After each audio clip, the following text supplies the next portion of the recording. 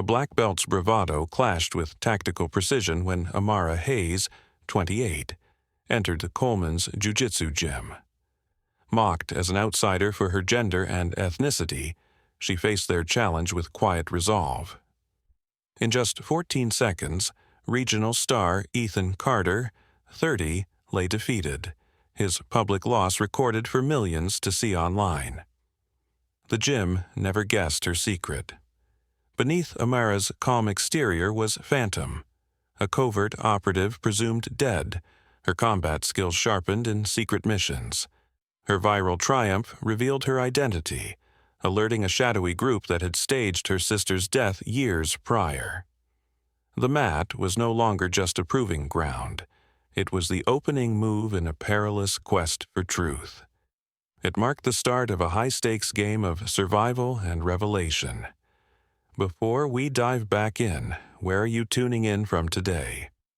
If these stories grip you, hit subscribe. Tomorrow's episode is unmissable. Outside Coleman's Brazilian Jiu-Jitsu Academy, Amara sat in her car, steadying herself as the sound of punches and bodies hitting mats spilled into the lot.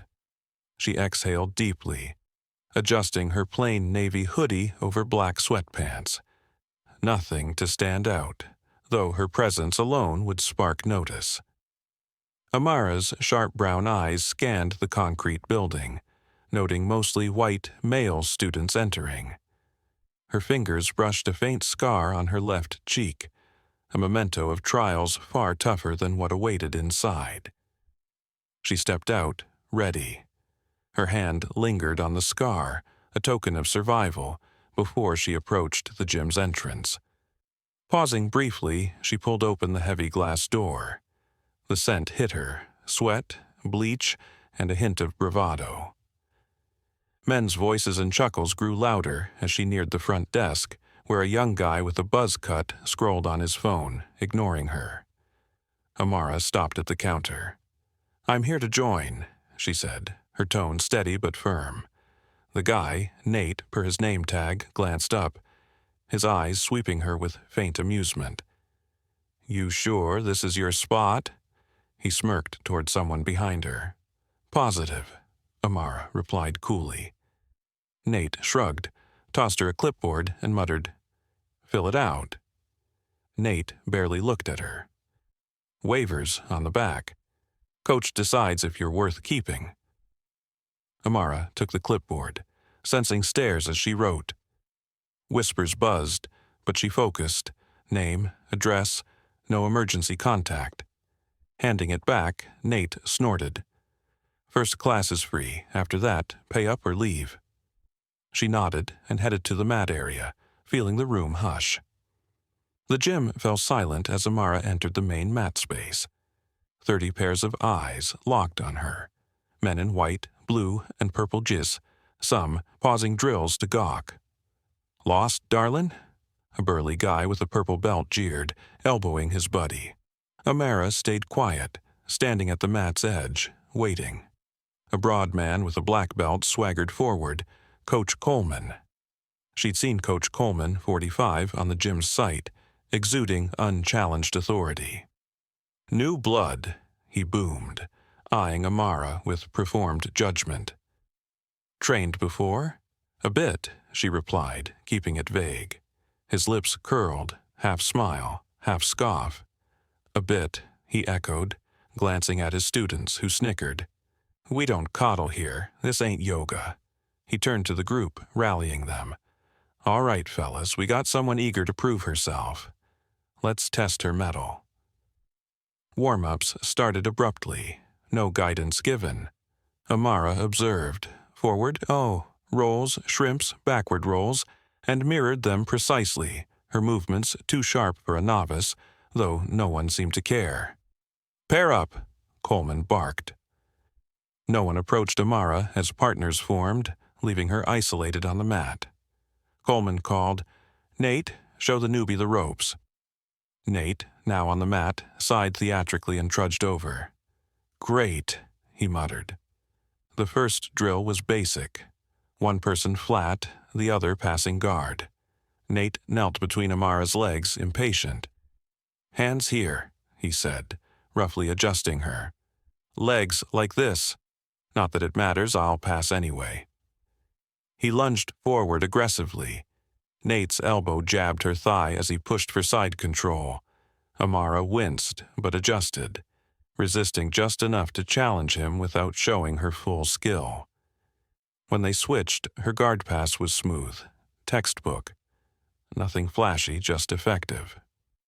Nate's eyes widened briefly before narrowing. He bucked harder, using raw strength to disrupt her. Amara stayed composed, passing cleanly again. Lucky shot, Nate grumbled as they reset. The class ramped up. Burpees, sprawls, bear crawls. Amara's precision during a shrimping drill caught Coleman's eye for a split second before he moved on. Halfway through, the door swung open. A tall, chiseled man in shorts and a tight, rash guard strode in, shifting the room's vibe instantly. "Ethan!" several guys shouted.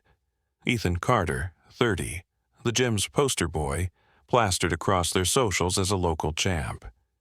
He fist-bumped his way through, then froze, spotting Amara. With a theatrical scan, he called, "Yo, coach, she a member or what? Bring your kid day?" Laughter erupted. Coleman smirked. "Says she's trained a bit, right?" Ethan's grin turned sharp. "Don't go soft on her, then." The class grew grueling, drills pushing endurance over technique. Amara's hoodie clung with sweat, but her breathing stayed even. She'd faced worse. As students headed to the lockers, a lanky teen with a white belt, Caleb, 17, slipped her an ice pack. "For your arm," he whispered. "Nate's a jerk, went too hard." He glanced back nervously. "I'm Caleb, you held up." Amara raised an eyebrow. "Held up?" Caleb nodded. "They don't praise outsiders here, especially not, women." His eyes flicked to a leaderboard, 0 female names in the top ranks. "They joke about it. It's messed up." Amara nodded. "Got it." Caleb hesitated. "You coming back?" Before she could answer, Ethan's voice cut in. "Making pals, princess?" He loomed nearby. Ethan towered over Caleb, smirking. "Being friendly, kid?" Caleb shrank, mumbling. "Just polite." Ethan's eyes gleamed. "Sure, real polite." He shouldered past, knocking Caleb off balance. Later, in the hallway, Amara caught men's locker room chatter. "She won't last a week, another wannabe influencer." "Nice figure, though." She kept walking, face blank, betraying nothing as their words lingered. That night, in her bare apartment, Amara sat by her bed, opening a small metal box. Inside was a worn tactical belt, not Jiu-Jitsu, but military, adorned with covert unit patches. Her fingers traced a faded emblem of a team that didn't officially exist. Beside it, a photo. Amara, 23, in combat gear, arm around her sister, both smiling, unbreakable. "I'm not here for games," she murmured, closing the box. 3 days later, Amara returned to Coleman's, paying the membership fee despite Nate's raised brow. She arrived early, taping her wrists with focus, ignoring the growing crowd. Coleman entered, Ethan trailing like a shadow. Spotting Amara, Coleman's eyes narrowed. "Back again?" he said, his tone implying he'd hoped she'd quit. "Hope you're ready to sweat," Coleman added. Class kicked off with takedown drills, doubles, singles, trips. No one paired with Amara until Coleman pointed to a stocky brown belt, Marcus, 38. "Show her how we do takedowns." Marcus grinned, towering over her. "I'll go easy," he said loudly, drawing chuckles. They slapped hands, and Marcus charged with a sloppy double leg. Amara hit the mat hard, but bounced back, unfazed. On Marcus's next try, she sprawled with clean precision, making him strain. When her turn came, her single-leg takedown tilted Marcus briefly before he muscled out, slamming her down. "That's not technique," she said quietly. It worked, Marcus snapped. Class shifted to groundwork. Coleman demoed an armbar, stressing control, his eyes lingering on Amara. Tap early, don't break arms, Coleman said, smirking at Amara. Paired with Marcus again, she faced aggressive pressure. He locked her arm, yanking hard with a grin. Pain flared, but Amara didn't tap, slipping free with a flawless escape that stunned Marcus. Resetting, she applied a perfect armbar, forcing his tap. Again! He growled, his aggression spiking with each precise counter she delivered. During a break, Ethan whispered to Coleman, glancing at Amara. Coleman nodded, then announced live drills. Ethan and Tyler first, he said, pointing to a purple belt. Their role was a staged show, Ethan dominating with flair. Now, Ethan, show the rookie a real role, Coleman said. Ethan grinned. My pleasure. Amara stepped up, face blank, ready for the challenge. They slapped hands. Ethan surged forward, slamming his shoulder into her chest, drawing a sharp breath. Hesitate, and you're done, sweetheart, Coleman jeered. Ethan gained top position fast, but Amara's subtle shifts made him work harder than planned. His frustration grew. She blocked his submissions without countering fully, balancing skill and restraint. Across the room, Sophie, 25, Coleman's cousin, watched closely. Sophie, a rare female purple belt, studied Amara's precise movements, sensing more than beginner's luck. Class moved to King of the Hill, one person on the mat until tapped. Caleb was shoved center, tapped thrice in a row to jeers. Kids class for you, someone yelled. Amara faced him next, the room erupting in taunts. Don't cry, new girl. Amara let Caleb work positions, whispering tips. Frame here, bridge now. He escaped a bad spot, surprised. The crowd mocked louder. Let her choke you, Caleb. Ethan's voice cut through. Weak. After class, Amara lingered, overhearing Coleman's office talk through a cracked door.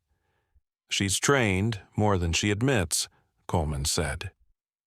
Ethan replied, We'll make her second week her last. Amara slipped her phone out, recording quietly. She doesn't fit our vibe, Coleman continued. This gym's got a reputation. Ethan added, I'll handle it. She's gone by next Friday. Amara stopped recording as the door creaked, moving to the water fountain. In the tiny women's locker room, Sophie entered, nodding curtly. Amara packed, ignoring the tension of shared silence. Sophie broke the quiet. You've trained, haven't you? Amara shrugged. Some. Sophie slid a folded paper across. Open mat times, mornings mostly, less of these guys. Amara glanced at it. Why help me? Ah, Sophie's eyes hardened. I see what goes on here. Be careful. They hate being outshined. Amara nodded, pocketing the note, sensing an ally in the guarded woman. That night, Amara dreamed of chaos, explosions, her sister's voice calling through smoke, helicopter blades thumping. She woke, gasping, sweat-soaked, reaching for a non-existent weapon. The clock read 2:47 a.m. Sleep wouldn't return. She rose, drilling shadow submissions and escapes, her body recalling what her mind buried. For Amara, Jiu-Jitsu was survival, discipline, a tether to peace amid violence. At dawn, Amara hit the gym during Sophie's listed hours, nearly empty, just a few focused students drilling. No Ethan, no Coleman, just pure training. She warmed up freely, her footwork crisp, weight balanced, movements honed by years unseen. During a drill, she hit a rare butterfly sweep, flipping a blue belt effortlessly. Where'd you learn that? He asked, awed. Around, she said. The next day, Caleb caught her outside post-class. Watch out, he whispered, glancing back. Anyone who shows up, Ethan doesn't stay long. Cars get vandalized, rumors start, like fake accusations. Most just get bullied out.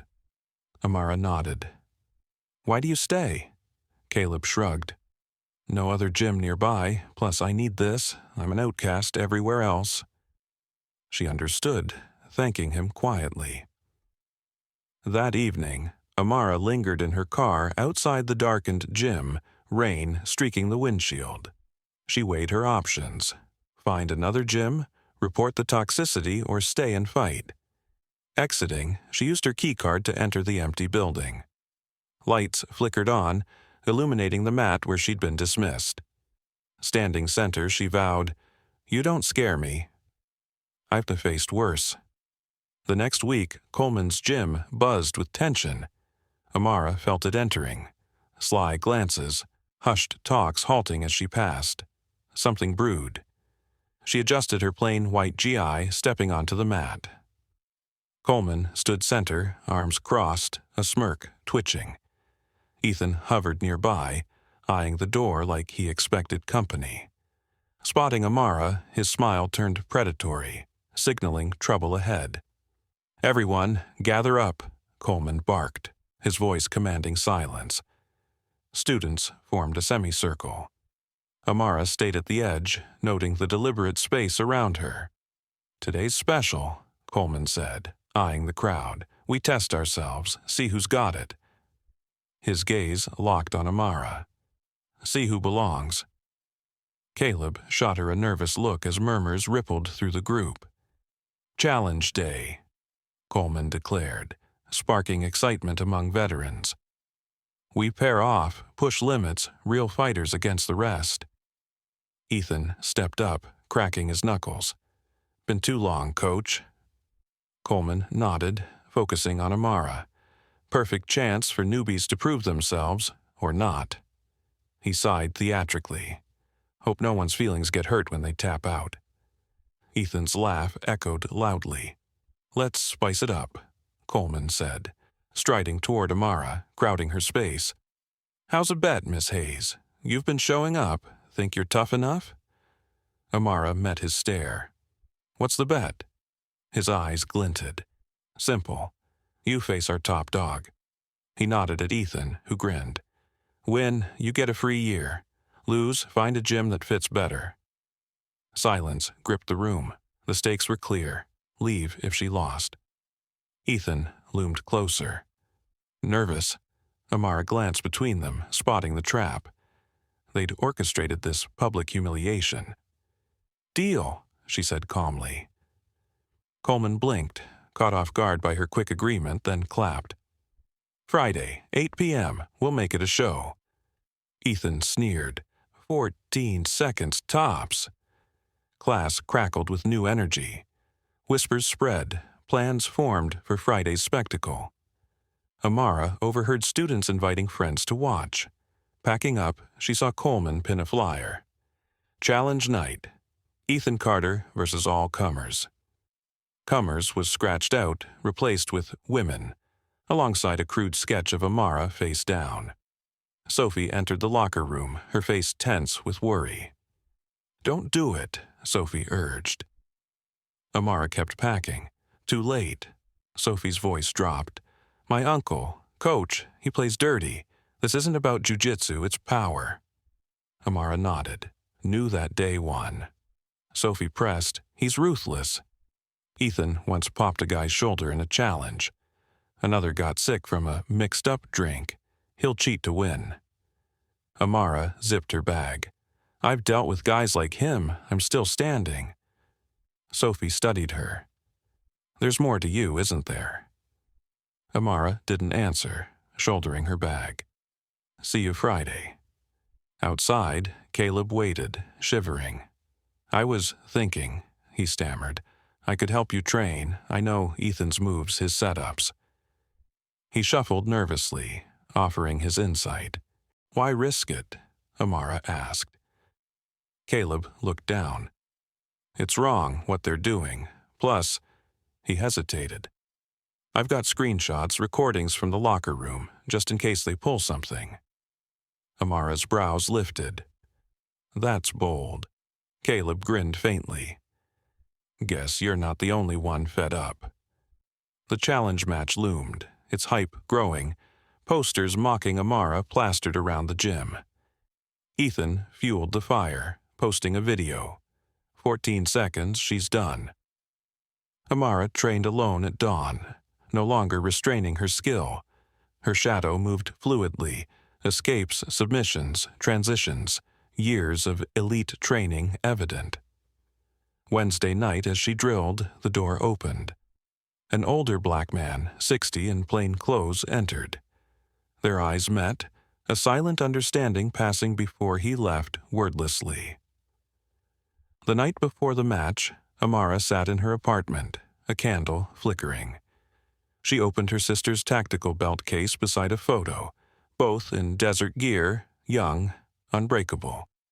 "Tomorrow you'll see me," she whispered, touching the frame. She meditated, breath controlled, using techniques from classified instructors, preparing for battle. The gym, the mat, the world, she'd face it all head-on. Friday buzzed with spectacle. By 7:30, Coleman's gym overflowed, people packed around the cleared mat, a spotlight-rigged center. Phones poised to record. Coleman strutted, shaking hands, his black belt prominent though he wouldn't roll. "Where's she at?" someone shouted as 8 neared. "Bailed. Bet she's scared." Ethan entered to cheers, his rash guard blaring, king to mare, oozing confidence. Ethan fist-bumped through the crowd. "Let's wrap this quick," he boasted.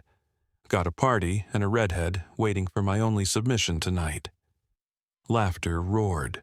Coleman clapped his shoulder proudly. At 8 o'clock sharp, the door opened. Amara walked in, unhurried, in a black rash guard and gray shorts, hair tied tight, her calm eyes silencing some of the jeers. She warmed up at the mat's edge, the crowd's mockery softening, her presence commanding curiosity. Coleman stepped center. "Ladies and gentlemen, welcome to Challenge Night." Cheers exploded. "Tonight, our champ Ethan Carter faces a rookie who thinks she's ready for the big time." He gestured at Amara mockingly. "1 round, submission only. Winner stays, loser's gone." Ethan bounced on his toes, ready to pounce. Amara stood still, eyes fixed ahead, breathing even. "Let's roll," Coleman shouted.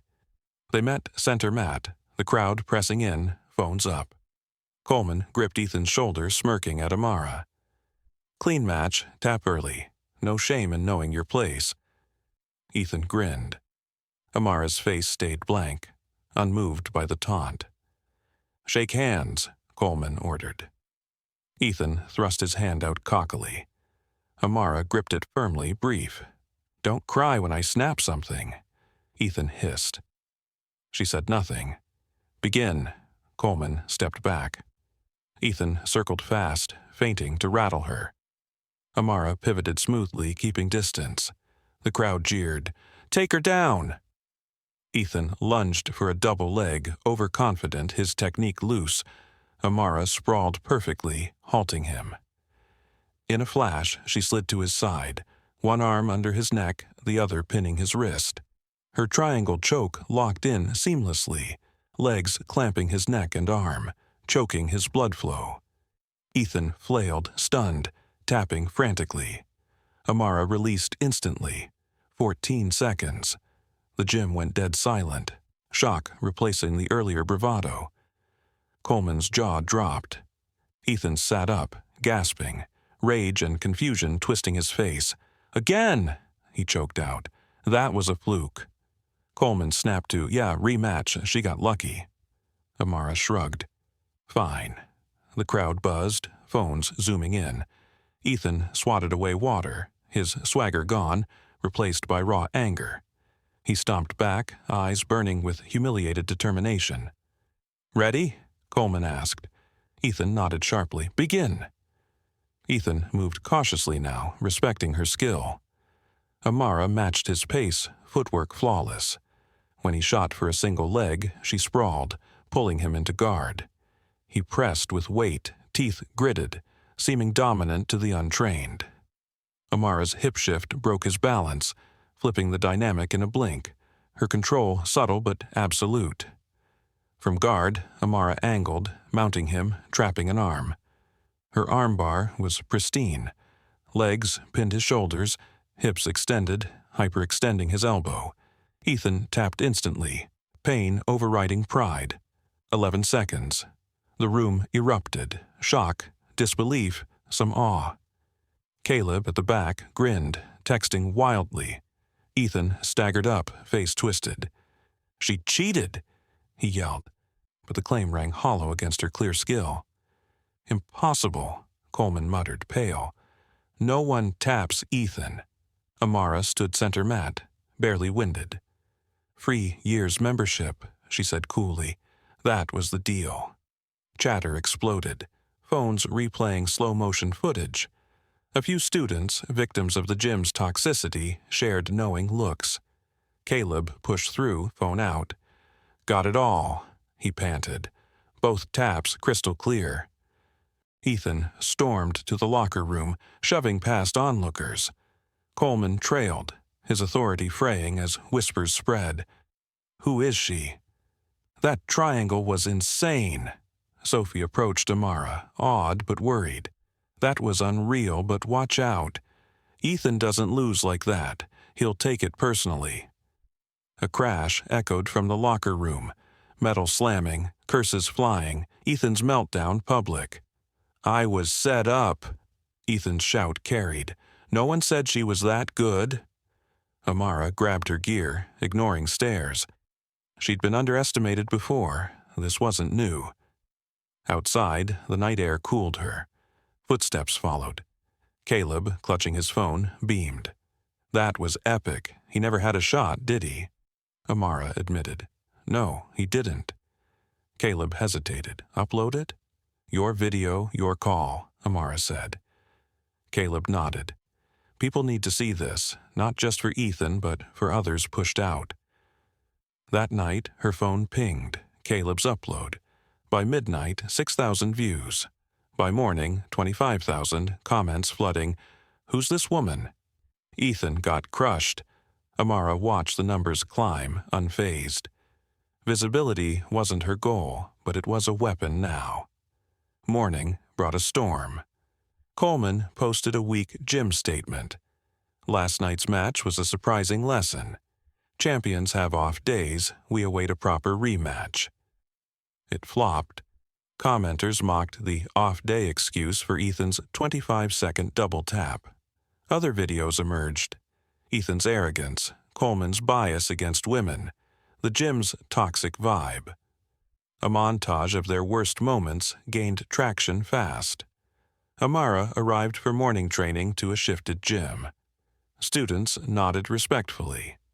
New faces appeared, drawn by the video. Ethan and Coleman were absent. Sophie approached during a break, voice low. "My uncle's spiraling. Held a secret meeting yesterday. No phones, just senior guys. He's obsessed with controlling the story. Ethan's out too. Mental health break, but it's really damage control." "Ethan threatened Caleb," Sophie added. "Said he'd regret posting." Amara paused. "Caleb okay?" "For now," Sophie said. "But Ethan's unhinged, thinks you and Caleb planned his downfall."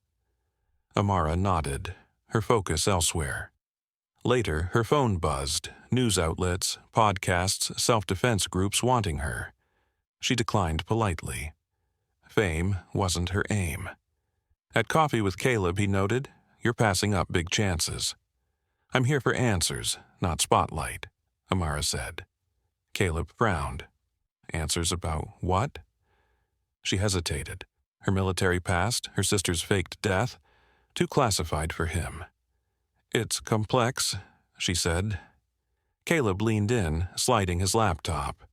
"Found something. Ex-military Jiu-Jitsu forums mention Phantom. Sounds like you." He showed a restricted site, threads buzzing. Phantom spotted. "Project Nightshade Levs." Amara's pulse quickened. "Project Nightshade? her covert unit erased officially. "You shouldn't be here," she told Caleb, closing the laptop. "These people don't like civilians snooping." He shrugged. "Too late. They're talking about you, don't you want to know?" Her phone buzzed. An anonymous text. "Check your car." Excusing herself, she stepped outside, senses sharp, ready for anything waiting. Her car looked fine, but closer inspection revealed a smashed passenger window, cracks spiderwebbing out. A note under the wiper read, "You shouldn't be here." Amara scanned for cameras, her mind racing. Not Ethan's style, too calculated. This was professional, tied to her past. Someone wanted her rattled. She pocketed the note, her resolve hardening against the unseen threat. That night sleep evaded her. Memories flickered. Syria. An ambush splitting her from her sister. A chopper blast masking the truth. Her sister's voice crackled through static. "Go, Amara, now!" She'd refused, then a second explosion blacked her out. She woke in a Turkish hospital, told her sister was gone, body unrecovered. The lie had broken her, until now. At dawn, Amara drove to a quiet suburban house, home of retired officer Daniel Holt, 62, her old nightshade handler. He opened the door, eyes sharp despite age. "About time," he said, letting her in. His bare living room screamed operative. No photos, just military books. That 14-second tap stirred trouble, he noted, pouring coffee. "Not keeping low-key, are you?" "Not here for the video," Amara said, showing the surveillance photo of her sister, time-stamped 2019, a year after her death. Holt studied it, unsurprised. "Is it real?" she pressed. He sighed. "Yes." The word hit like a fist. "How long did you know?" "Suspected from the start," Holt said. "The cover-up was too clean. Her name popped up later. Reactivated." "Reactivated?" Amara echoed. "Resurrection protocol," Holt explained. "Operatives declared dead, then reused off books. Your sister's flagged in a shadow system." "Why fake it?" Her voice cracked. "Control," Holt said. "You were the sharper asset, but too independent. She was your anchor. They used her to keep you in line, quiet." Amara's fists clenched, the betrayal cutting deeper than any mat defeat. "Who's they?" she demanded. Holt leaned in. "Nightshade's gone, officially. My guess? Rogue contractors with Pentagon ties, using your skills without oversight. That photo's bait. They want you back in play." Amara's mind raced. The gym, the video, the note, all connected. "I need her location," she said. Holt shook his head. "You're a pawn in their game. Tread carefully." That night, Amara sat alone on Coleman's empty mat, keycard access letting her in after hours. The photo, Holt's words, shifted everything. What began as training had spiraled into a conspiracy from her past. She tied her GI belt tightly, finding focus. "They wanted me gone," she whispered. "But I'm here." Her past was resurfacing, and she'd meet it head-on. The gym changed that week. New students flocked, drawn by phantom rumors. Coleman stayed absent. Rumors of legal talks swirled as the gym's image tanked. Amara trained quietly, analyzing the photo. A Middle Eastern market, her sister alive, leaner, harder. Someone wanted her to know, but why now? Her viral moment had exposed her, drawing eyes, friend and foe, from shadows long buried. One evening, drilling alone, Amara felt eyes. Sophie stood at the mat's edge, gi on, focused. "Care to roll?" she asked. Amara nodded. They bowed, a rare gesture here. "No holding back," Sophie said, dropping to guard. Amara obliged, dismantling Sophie's attacks with eerie precision, countering before moves formed. Sophie tapped repeatedly, awed. "You're not just some fighter," she panted. "What am I then?" Amara asked, helping her up. Sophie caught her breath. "Something more." They sat, sharing water. Sophie's voice dropped. "My uncle's into something shady, beyond the gym's crap." She glanced at the office. Found a burner phone in his desk, unlocked. Texts about a General Kane, payments, secret meetings. I thought drugs, but it's bigger. Amara tensed. "You shouldn't have snooped." Sophie's jaw tightened. "Too late. I've heard of Kane. Whispers in fight circles, betting on off-record matches." Amara's gut twisted. General Thomas Kane ran Nightshade, a man of ruthless ambition. If he linked to Coleman, this wasn't random. "Be careful," Amara warned. "If it's Kane, they'll notice you." Sophie nodded, undeterred, sensing the stakes. Days later, Coleman's absence left the gym lighter. Students shared techniques freely, the old toxicity fading. Amara mentored Caleb, teaching breathing drills, awareness, resilience, not just jiu-jitsu. "How'd you learn this?" he asked, spent but thrilled post-session. "Experience," she said. He pushed. "Military, right?" Online forums say Special Forces.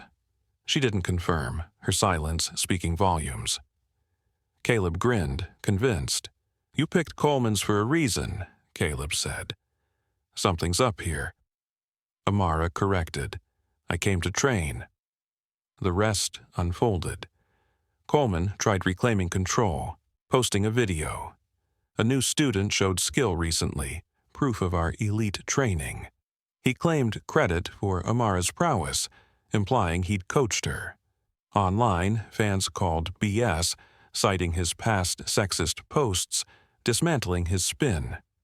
Caleb struck back, releasing an edited challenge video with Coleman's damning audio. "Let's see if her kind can handle real fighters. She'll cry when Ethan humbles her. No woman disrespects my gym."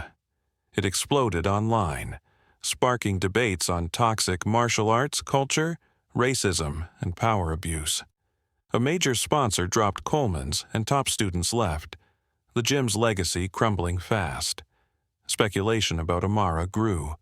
A retired Ranger's YouTube doc, Who's Phantom, hinted at a young black woman in a secret combat program.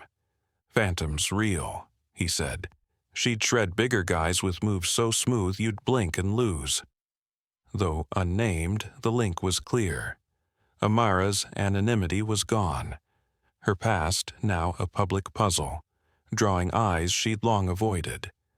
The exposure should have unnerved her, but Amara saw leverage. If Kane orchestrated her return, she'd use the spotlight to outmaneuver him. Thursday, another anonymous email hit. "Want answers? Come get them." GPS coordinates pointed 3 states away. A trap, but her sister's life trumped caution. She mapped routes when Caleb called. Coleman's selling the gym, bolting tonight, fishy timing.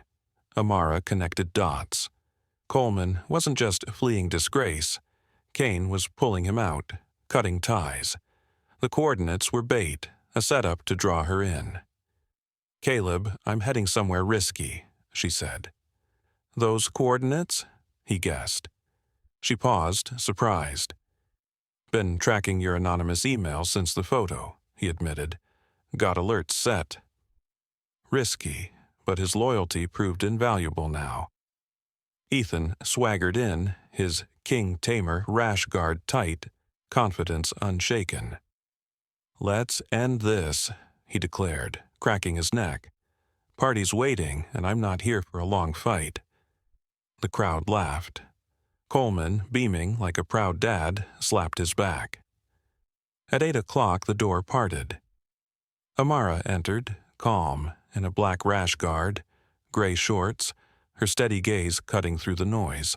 She stretched at the mat's edge, her poise quieting some jeers, sparking curiosity. Coleman took center stage.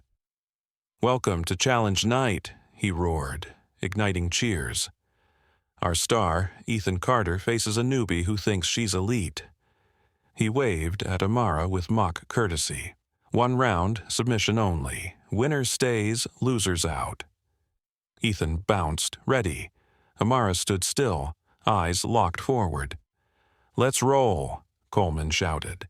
They met mid-mat, phones up, crowd closing in. Coleman gripped Ethan's shoulder, smirking at Amara. "Keep it clean, tap early, know your limits." Ethan grinned slyly. Amara's face stayed stone cold. "Shake hands," Coleman ordered.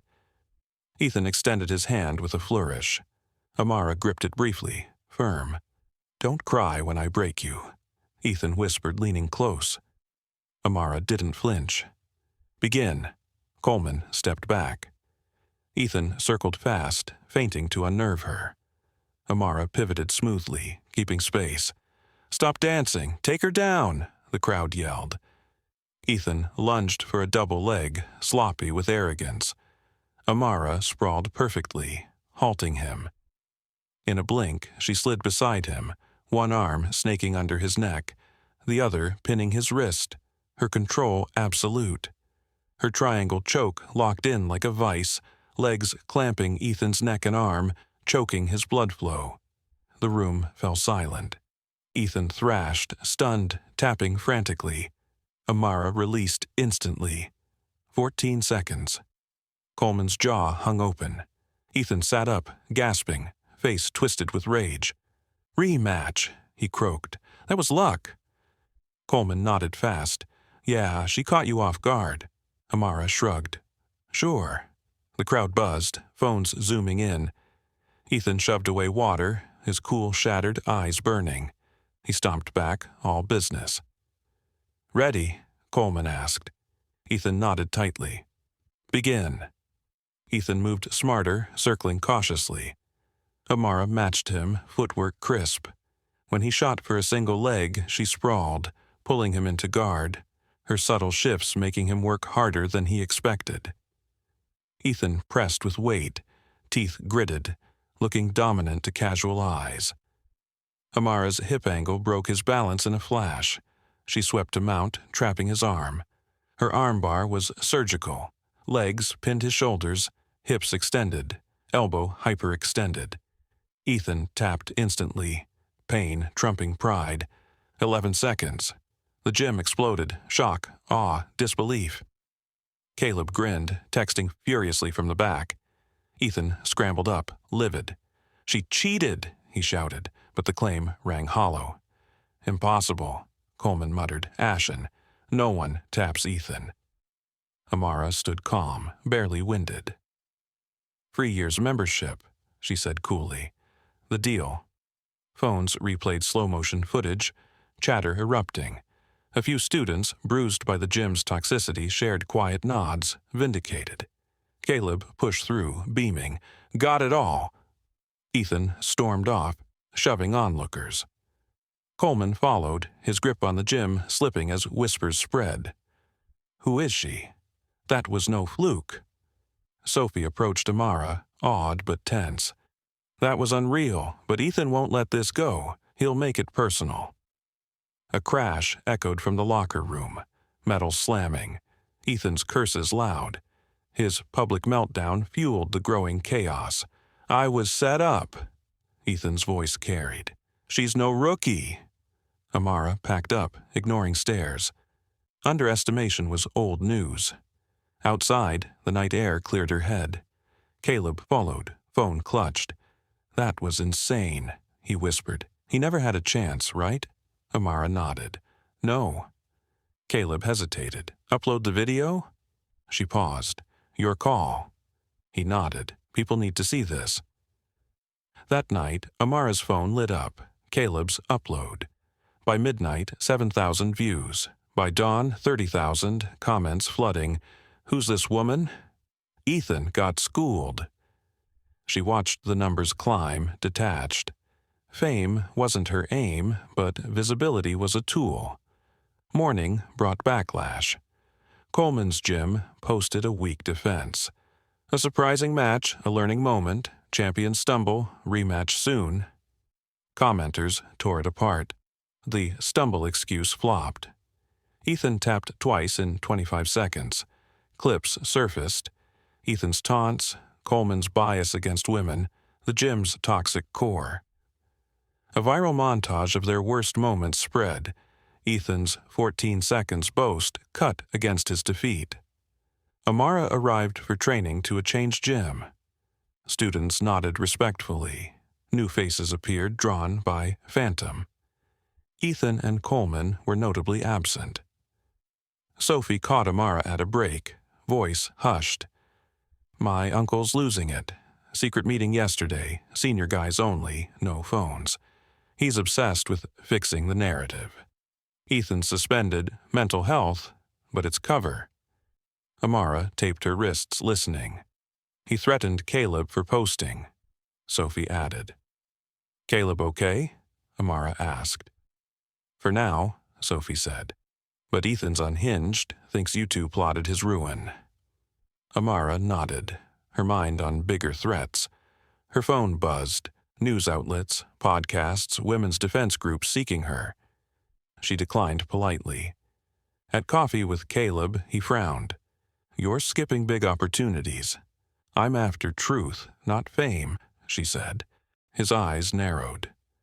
"Truth about what?" She hesitated. Her sister's faked death, nightshade, too heavy for him. "It's complicated," she said, deflecting. Caleb leaned closer, sliding his laptop. "Check this. Ex-military Jiu-Jitsu forums mentioned Phantom." He showed a restricted site, threads alive. Phantom confirmed. "Nightshade's back." Amara's pulse raced. Nightshade was buried, officially. "You shouldn't be here," she warned, shutting the laptop. "These people hate outsiders." Caleb shrugged. "Already in. They're about you. Don't you want answers?" Her phone buzzed. "Check your car." She excused herself, senses sharp.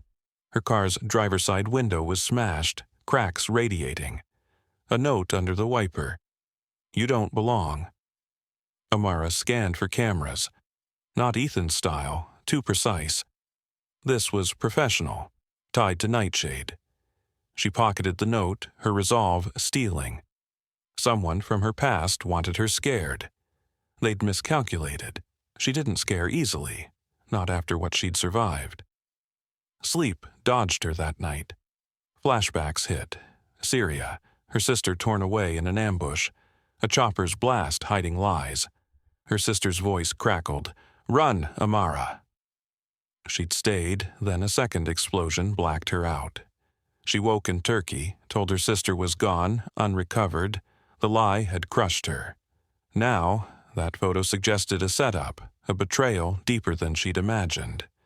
Dawn found Amara at Daniel Holt's suburban home, her old Nightshade handler. He answered, eyes piercing despite gray hair. "Took you long enough," he said, ushering her in. His sparse living room screamed covert. No personal touches, just war books.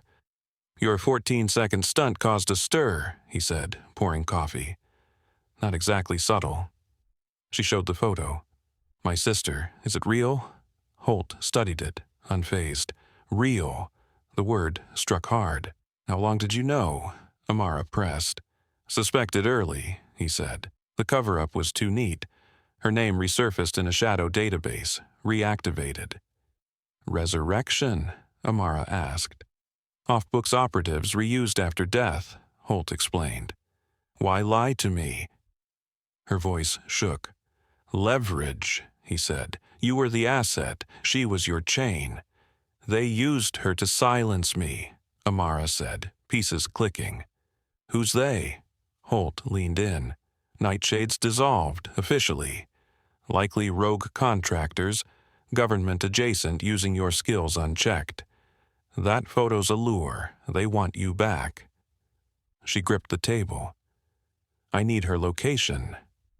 Holt shook his head. "You're a piece on their board. They're playing you, Amara. Watch your moves." That night, Amara sat on Coleman's empty mat, keycard letting her in. Holt's words, the photo, reframed everything. A gym membership had spiraled into her past's shadow. She tied her GI belt, grounding herself. "They tried to erase me," she whispered. "I'm still standing." The viral video had made her a target, but also a player in a game she'd now fight to win. The gym transformed that week. Phantom drew crowds, boosting attendance. Coleman stayed gone. Legal rumors swirled as his reputation tanked. Amara trained off hours, dissecting the photo. Iraqi market, her sister alive, hardened. Why reveal her now? The video had blown her cover, pulling Nightshade's ghosts into view.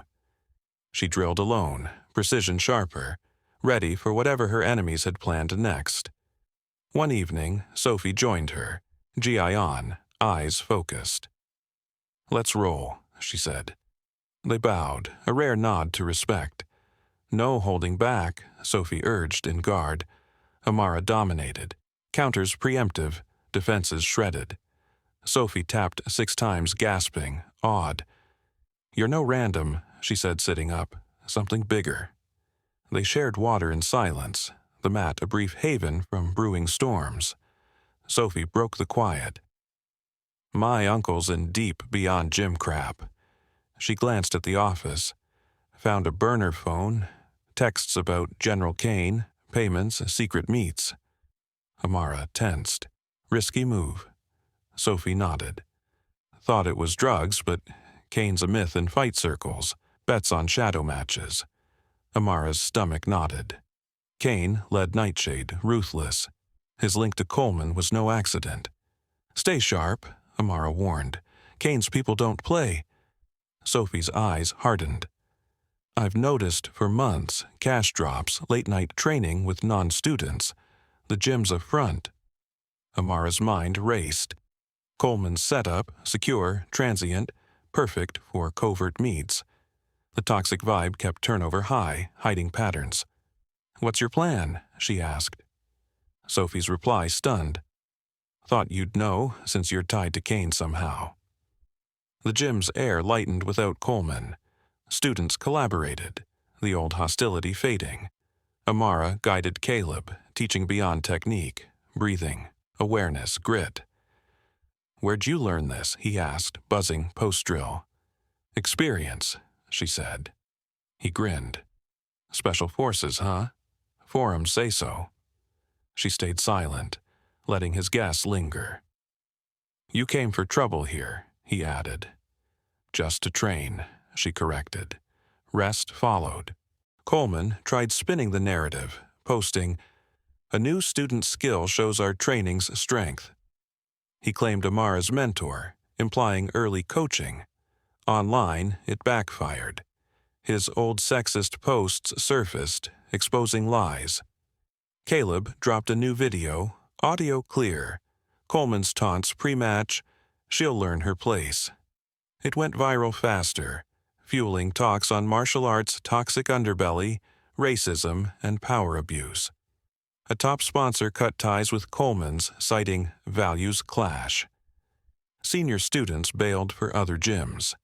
The gym's legacy crumbled. Online, Phantom buzz grew. A retired Green Beret's doc, Phantom unveiled, described a young black woman in a secret combat program. She'd dismantled giants with eerie precision, he said, hinting at Amara. Her hidden past was now a public enigma. The spotlight should have rattled her, but Amara saw leverage. If Kane pulled her into his game, she'd use fame to force his move. Thursday, another anonymous email. Truth awaits. Coordinates pointed to a distant state. A trap, but her sister's life outweighed caution. Planning routes, Caleb called. Coleman selling the gym, leaving tonight. Rachel heard him book a flight. Amara pieced it together. Coleman's exit wasn't just shame. Kane was extracting him, erasing links. The coordinates were a lure, timed with her exposure. "Caleb, I'm going somewhere dangerous," she said. "The coordinates?" he asked. She paused, caught off guard. "Been monitoring your emails since the photo," he confessed. Set alerts for anonymous sends. Bold, but his loyalty was now critical. "You can't go alone," Caleb insisted. "It's a setup. I know, Amara said, but it's my only lead. At her apartment, Sophie waited outside, resolute. Caleb called. You're chasing Kane. I'm in. Amara shook her head. No way. Sophie pushed inside. My uncle's tied to this. I need answers. Amara grabbed a duffel. This isn't a spar, it's deadly. I can handle it, Sophie said, voice shaky but firm. Plus, I'll drive 3 states as long. Shifts are safer. Another knock. Caleb stood there, backpack on. Knew you'd ditch me, he said, stepping in. Amara eyed them, their determination clear. They weren't operatives, but their resolve was real. This isn't a joyride, she warned. It's tied to things you can't grasp. Explain it, Sophie challenged. Amara weighed options. Solo was cleaner, but riskier.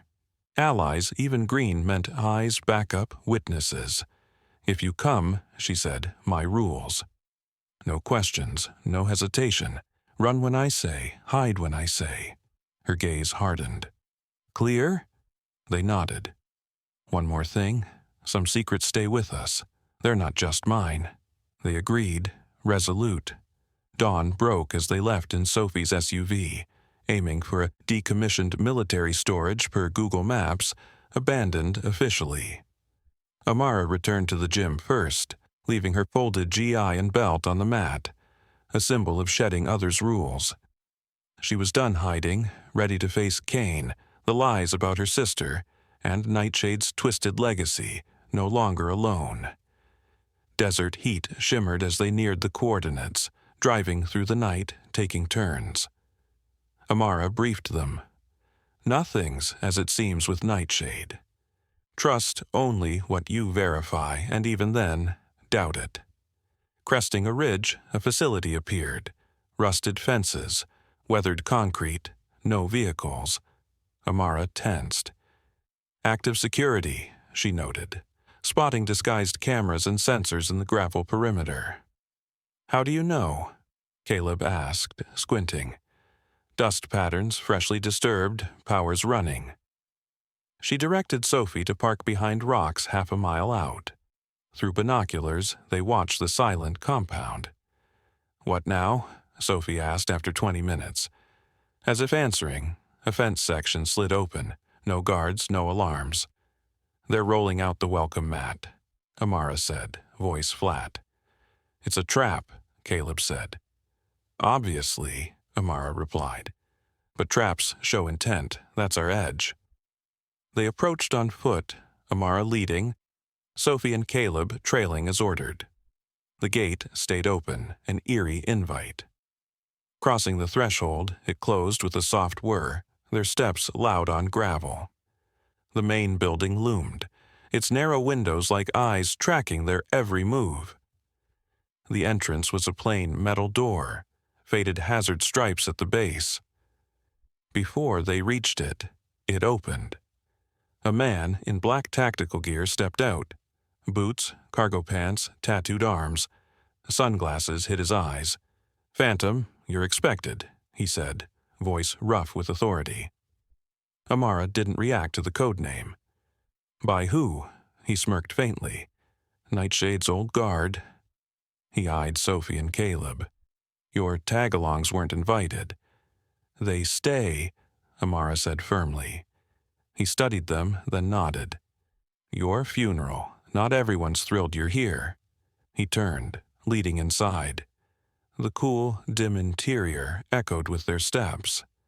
Empty corridors branched to barren barracks and storage, some areas showing recent use. Clean floors, humming vents, signs of a shadow operation. What is this place? Sophie whispered. Officially nothing, the man said without looking back. Old black site for off-books projects far from prying eyes. Now it's a ghost, used when needed. They descended to a sub-level, better lit, air fresher. Past a room of outdated tech, flickering servers, old monitors, Amara paused at a bulletin board with a faded photo of her team. In desert camo, her younger self stood beside her sister, faces clear while others blurred. Move! The guide snapped, voice softer now. The corridor ended at a high-tech door. He scanned his palm. It opened. Inside, a command center hummed. Screens showed feeds, maps, data. A silver-haired man, 65, in a crisp suit, sat at a table, exuding control. "Lieutenant Hayes," he greeted, using her old rank. "Or Phantom now, given your fame?" General Thomas Kane's eyes gleamed, calculating. Sophie and Caleb tensed, recognizing the name. He gestured to seats. "We have much to discuss." Amara stayed standing. "Where's my sister?" Kane's face stayed blank. Direct, as always, a trait that made you exceptional and difficult. He clasped his hands. "My sister," Amara repeated, voice steel. "She's alive, as you've learned," Kane said. "Not here, though." "Then why am I here?"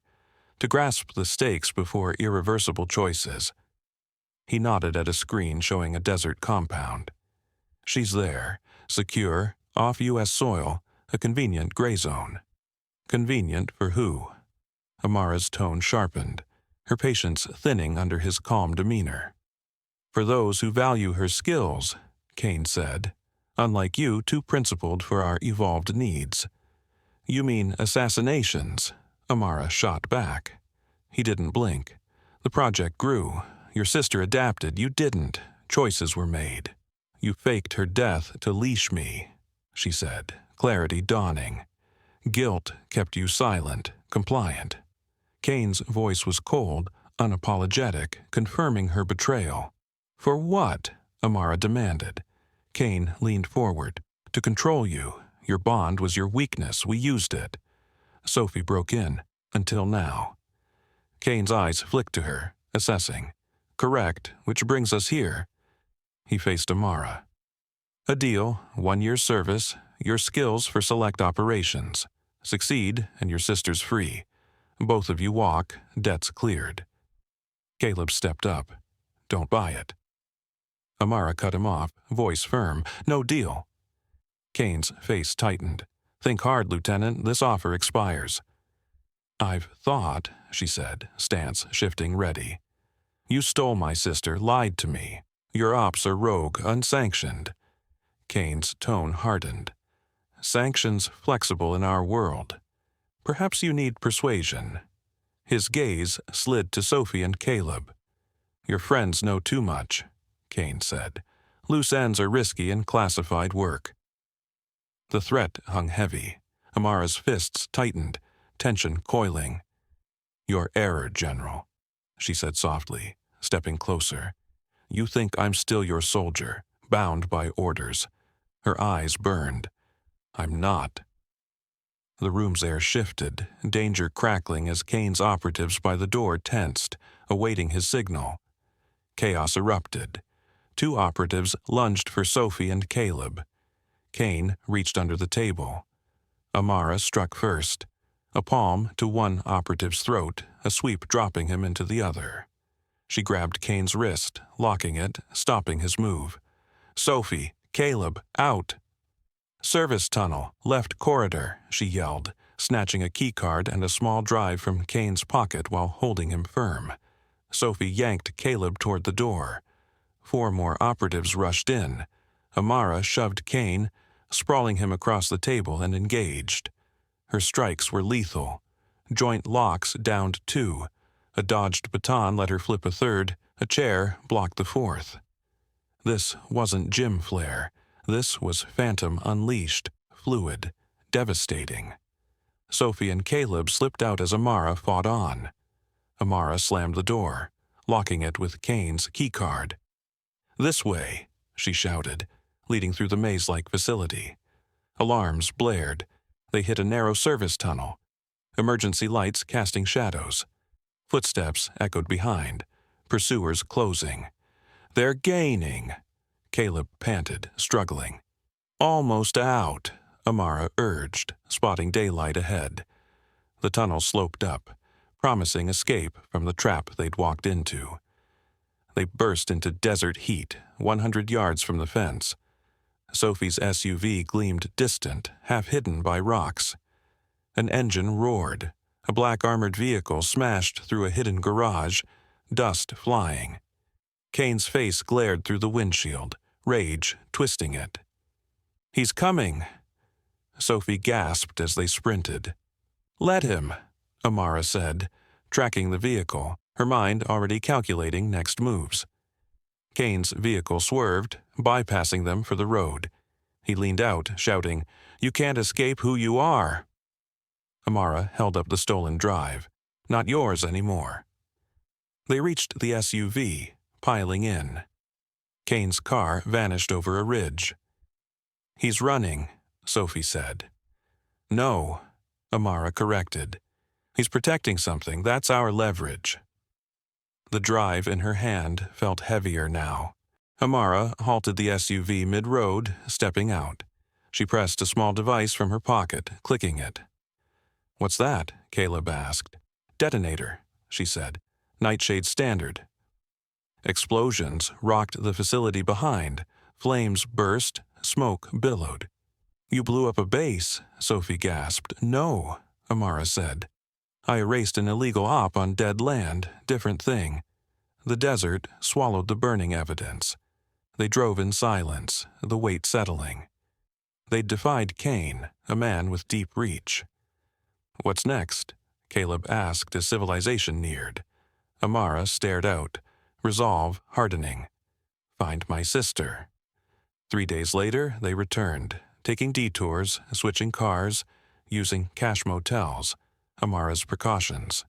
She shared Nightshade's outline, her sister's betrayal, enough for them to grasp the stakes without classified details.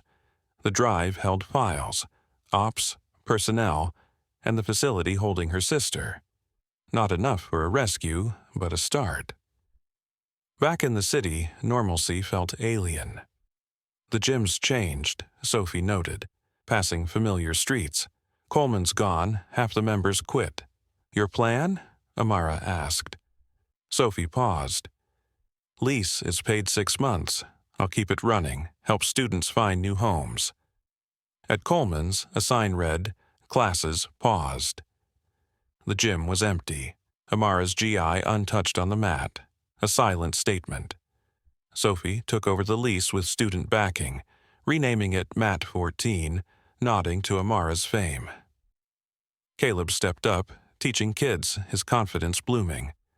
Amara trained quietly, chasing drive leads, contacting old allies, slowly unraveling Kane's rogue network. Weeks later, news broke. A retired officer arrested for financial crimes. No mention of Nightshade, just contract fraud. Amara knew it was Kane, his empire cracking. Coleman, now in another state, was cut off, his influence gone.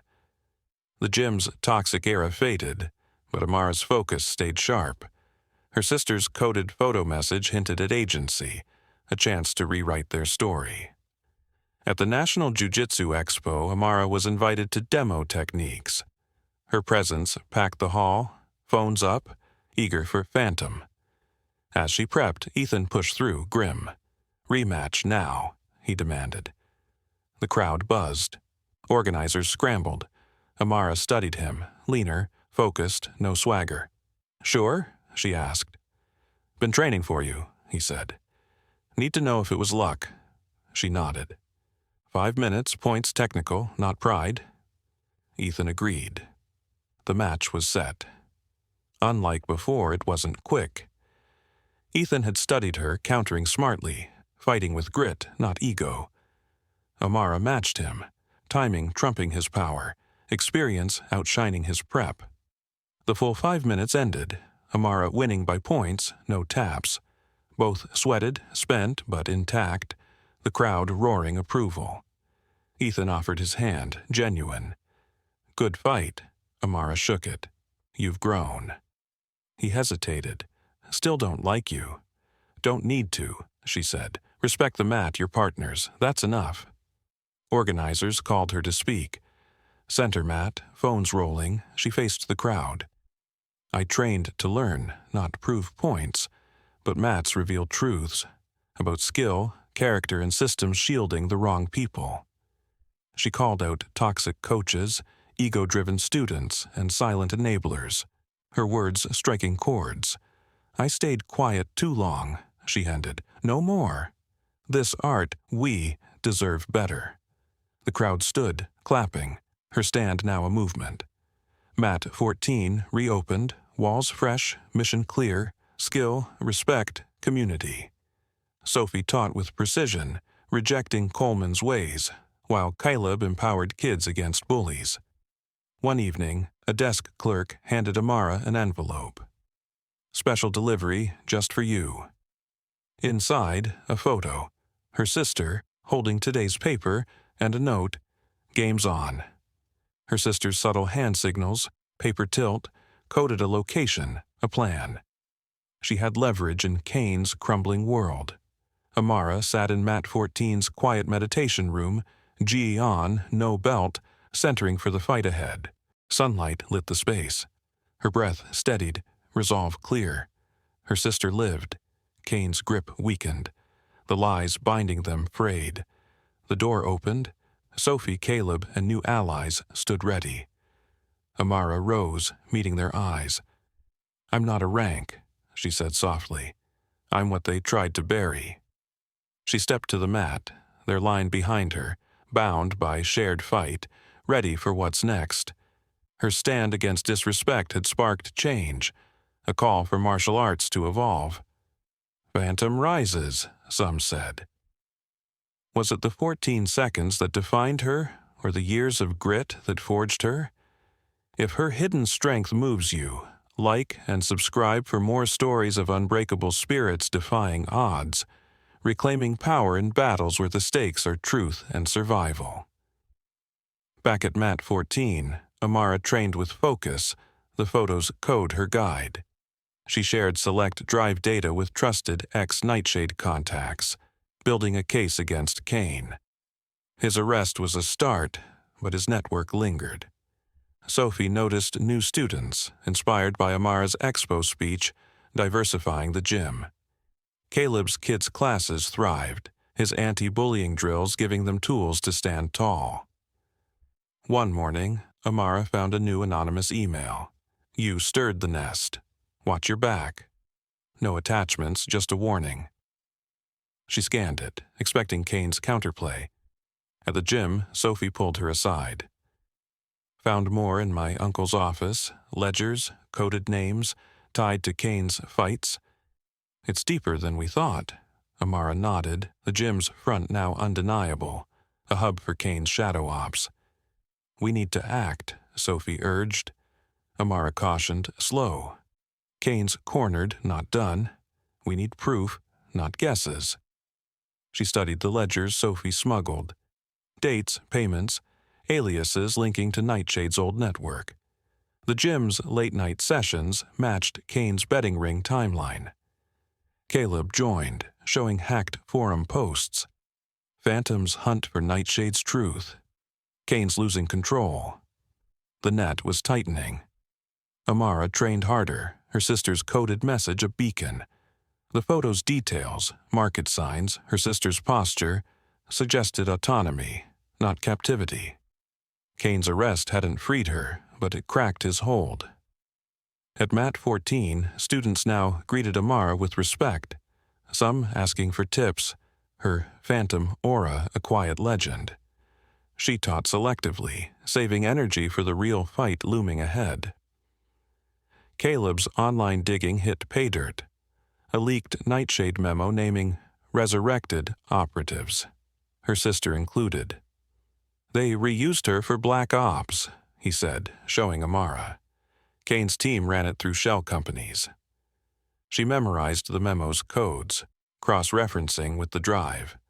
A pattern emerged. Kane's ops funneled through gyms like Coleman's, laundering cash, staging meets, all under Jiu-Jitsu's cover. Sophie pushed to confront the gym's role. "We can't let it slide." Amara agreed, but urged patience. "We expose Kane, not just Coleman. We need airtight evidence." She traced the ledgers to a second site, possibly her sister's prison. Nightly, she meditated, visualizing the rescue, her sister's face sharpening her will. The mat was her anchor, steadying her for the storm. A new student, ex-military, approached Amara post-class. "Heard your phantom," he said quietly. "Trained with your sister 2017. She's alive, but Kane's got her locked tight." His eyes held truth. "Where?" Amara asked. "Can't say here. Meet me tomorrow, off-site." She nodded, wary but hopeful. Caleb overheard, insisting, "I'm coming." No lone moves. Sophie agreed, their trio now a unit. The meet was set at a diner, 20 miles out. Amara arrived first, scanning for tails. The ex-soldier, Greg, 42, slid into the booth, tense. "Your sister's in a Nevada compound off-grid. Kane's running unsanctioned hits." He slid a sketch, guard posts, entry points. "Why help?" Amara asked. "Owe her. She saved me once." Caleb and Sophie listened, recording discreetly. Greg warned, "Kane's desperate. Your expo stunt rattled him. Too public. He'll hit back." Amara pocketed the sketch. "How do I get in?" "You don't," Greg said. "Not alone. Need a team tech timing." She nodded, mind racing. Back at Mat 14, they pored over the sketch, cross-checking drive data. Caleb hacked a satellite feed, confirming the compound's active status. Sophie found a ledger entry. "Kane's fight, Nevada, next month." "Could be a cover," Amara said. "He stages matches to move operatives." Caleb pulled forum chatter. Phantoms closing on Nightshade's base. Kane's allies were nervous, leaking crumbs. Amara trained with new intensity, her sister's freedom tangible. Mat 14's community grew, students drawn by her stand, unaware of her shadow war. One night, a power outage hit the gym mid-session. Amara's instincts flared, too convenient. She ushered students out, checking exits. A shadow moved in the lot. A figure, gone when she blinked. Caleb checked cameras, tampered. "Kane's testing you," Sophie said. Amara nodded, clutching the drive. "He's close." The game was escalating. Her sister's coded message her only guide through Kane's tightening trap. Back home, Amara reviewed Greg's sketch, drive files, and the memo. A pattern solidified.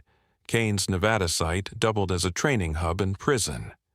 Her sister was likely there, running ops or held as leverage. Caleb texted, "Found a Nightshade defector online, willing to talk." Amara set a secure call, wary of traps. Every step forward pulled her deeper into Kane's web. The defector, Shade, confirmed Kane's Nevada base. "Your sister's alive, running missions under duress. Kane's losing grip. Your expo speech spooked his backers." Shade offered coordinates, matching Greg's. "Get her out before Kane relocates her." Amara hung up, heart pounding. Mat 14's mat was her refuge, where she drilled, planned, and steeled herself for the rescue that could change everything, or end it. Amara weighed Sophie's discovery about the gym's front. "If it's Kane, it's big," she said. Sophie nodded. "I want in. My uncle's part of this." Amara hesitated. "You're already at risk." Sophie's eyes flashed. "I'm not backing down. You know Kane. Guide me." Amara saw her resolve. "Okay, but we move smart. Gather proof, stay quiet, and watch for Kane's next play." The gym's shift continued. Coleman's absence lifted the toxic weight. Students trained openly, sharing skills. Amara coached Caleb, honing his instincts beyond jiu-jitsu. "You're a natural," she said post-drill. He grinned. "Learned from the best. Phantom, right?" She didn't confirm, but his spark grew. Sophie led classes with precision, erasing her uncle's shadow. Mat 14 was becoming a haven, but Kane's threat loomed larger. Amara cross-checked the drive's files with Greg's sketch and Shade's intel. The Nevada compound was Kane's hub, ops detention and shadow fights. Her sister, coerced into missions, was there. Caleb hacked deeper, pulling satellite images, armed patrols, hidden entrances. "This is Fort Knox," he said. Amara nodded, plotting entry. Every night she meditated, visualizing her sister's face, the rescue fueling her relentless drive. Sophie smuggled more ledgers, coded payments tied to Kane's matches. These aren't fights, Amara realized. They're covers for moving operatives. Caleb found forum leaks. Kane's bleeding allies, Phantom's push is working. Amara shared select data with ex-Nightshade contacts, building a case. Kane's arrest was a crack, not a collapse. His network persisted, and her sister remained a pawn in his crumbling empire. One evening, a new student, Tara, 32, approached Amara. I know you're Phantom," she whispered. "Trained with your sister 2018. She's alive, but Kane's got her on a leash." Amara's pulse spiked. "Where?" "Nevada, high security. I defected. Owe her my life." Tara slipped her a USB, blueprints, guard schedules. "Why risk this?" Amara asked. "She'd do the same," Tara said, eyes steady. At a safe house, Amara reviewed Tara's USB with Sophie and Caleb. "This confirms Shade's coordinates," she said. Blueprints showed tunnels, weak points. Caleb pulled thermal scans, activity spikes at night. "They're running ops," he noted. Sophie frowned. "How do we breach this?" Amara's jaw set. "Small team, precise strike. But we need more. Gear, backup." The rescue was close, yet perilously out of reach. Caleb's forums buzzed. Phantom's hunting, Kane's base. A defector posted, "Nightshade's funding's drying up. Kane's desperate." Amara used the chaos, leaking drive snippets to trusted allies. A retired colonel, Maria Voss, 58, replied, "Kane's rogue." "I'm in Meet Me DC, 2 days." Amara prepped, knowing Kane would counter. At Mat 14, she trained harder, the mat her anchor against rising stakes. Sophie noticed new students, inspired by Amara's expo stand. "You're changing this place," she said. Amara shrugged. "Just training." But Mat 14's vibe, open, diverse, reflected her impact. Caleb's kids' classes grew, his anti-bullying drills empowering the shy. Amara taught him advanced sweeps, seeing his potential. "You're like me," she said. "Keep pushing." His grin hid the weight of their secret mission. In D.C., Voss met Amara at a discreet cafe. "Kane's a ghost," Voss said, sliding a dossier. "His Nevada site's a black hole. Off books, private funds." The dossier named backers, some tied to Coleman's gym. "Your sister's key, they're using her skills." Amara nodded. "How do I hit him?" Voss leaned in. "Disrupt his cash flow. I'll get you weapons tech." Back at Mat 14, Amara shared Voss's intel. Sophie's eyes widened.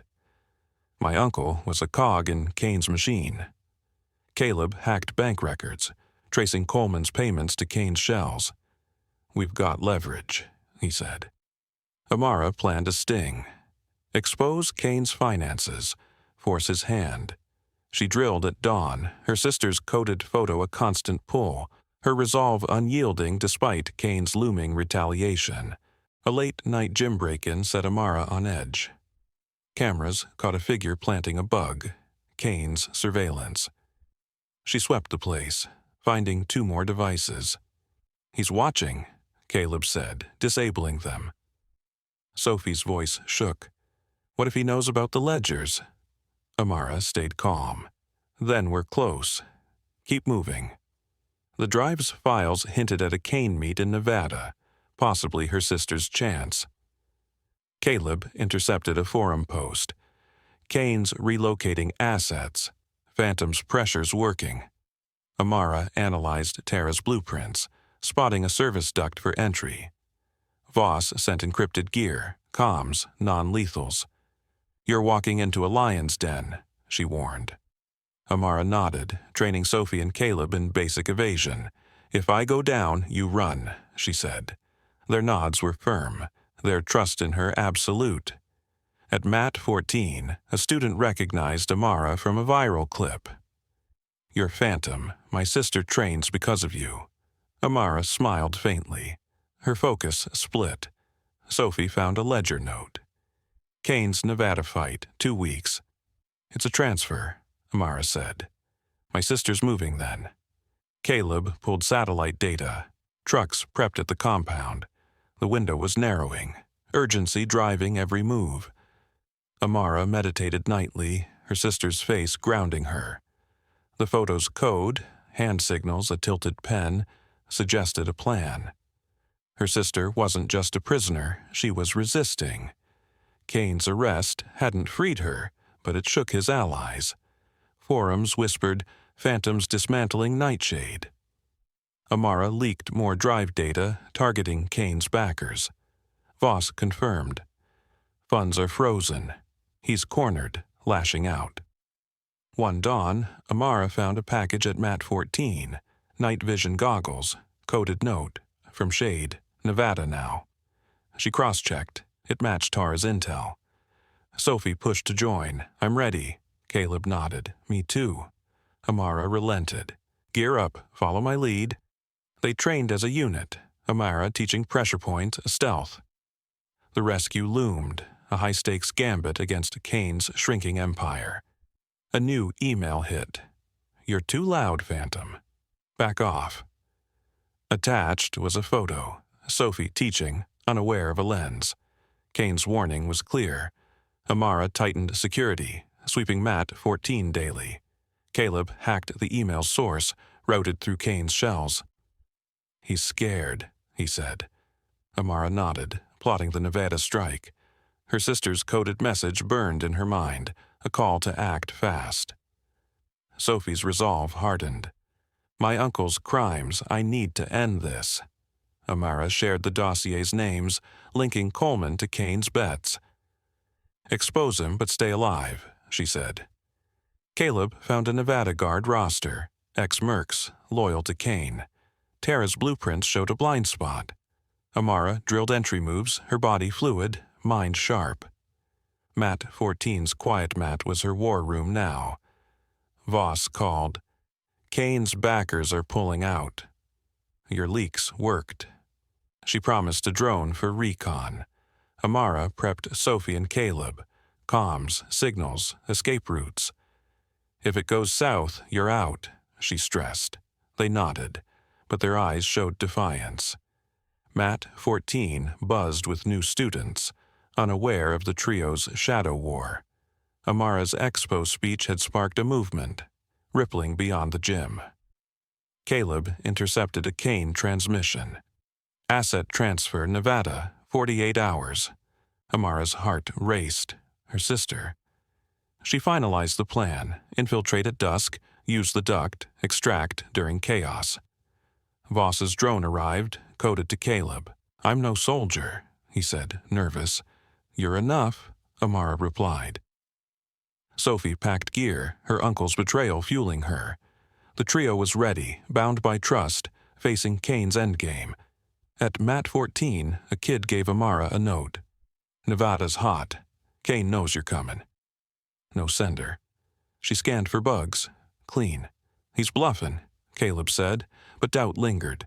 Sophie's ledger dives found a name, R. Holt, Daniel's cousin, Kane's mole. Amara confronted Daniel, who swore ignorance. "Family's messy," he said.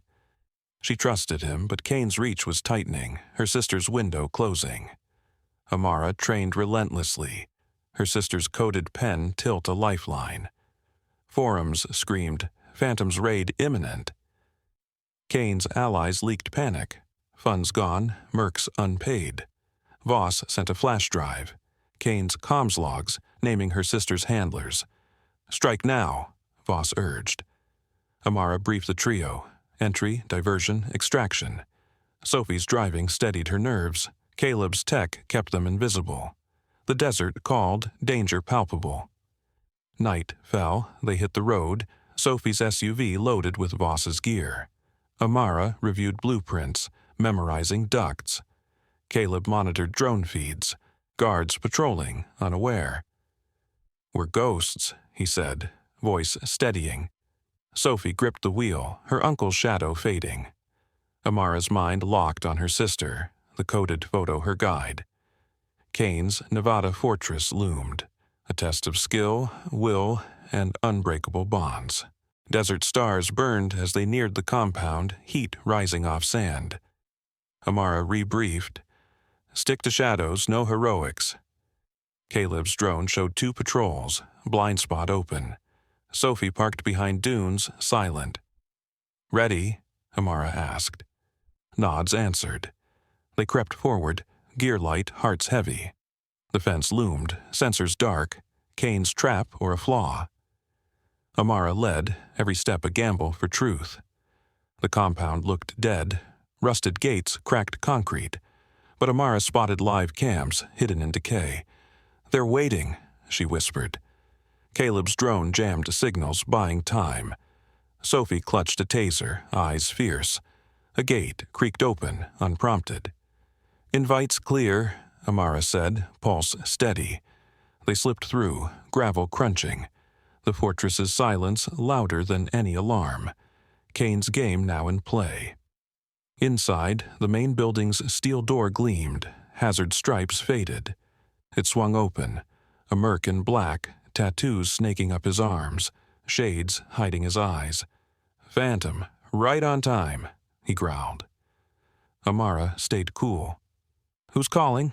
He smirked. "Nightshade's keepers." He glanced at Sophie and Caleb. "Your pals are extra baggage." "They're with me," she said, voice iron, unyielding. He shrugged. "Your choice won't save 'em." He led inside, corridors cold, echoing. Empty rooms branched off, old barracks, dusty gear, but fresh footprints marked active zones. Sophie whispered, "This place feels wrong." "It's a shell," Amara said. "Hides Kane's ops." They descended to a sub-level, lights brighter, air clean. A tech room hummed, screens dark. Nightshade's ghost alive in the walls. A faded photo stopped Amara, her and her sister 2016 desert gear unblurred. The merc's voice softened. "Keep up." They reached a sealed door, high-tech scanner gleaming. He palmed it. The door hissed open. A control room waited, screens flashing feeds, maps, data. Kane sat at a table, suit crisp, eyes cold. "Lieutenant Hayes," he said, smirking. "Phantom suits you better now." Sophie and Caleb stiffened, Kane's name a jolt. He waved to chairs. "Sit, we've got business." Amara stood firm. "My sister, where?" Kane's smile didn't reach his eyes. "Alive, as you know. Not here. Then why the invite?" "To clarify your position before you ruin everything." A screen lit up. A desert base. Her sister's prison. Kane's leverage laid bare. "She's there," Kane said, off-grid, untouchable by law.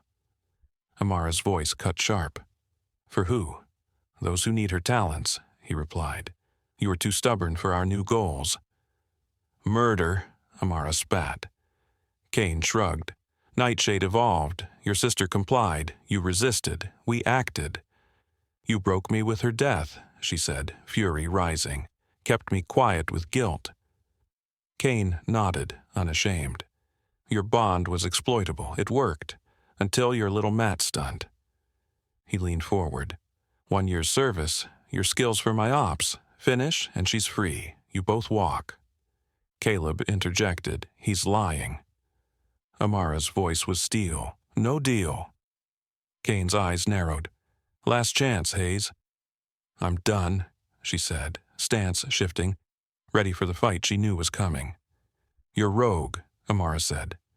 "No sanction, no rules." Kane's tone iced.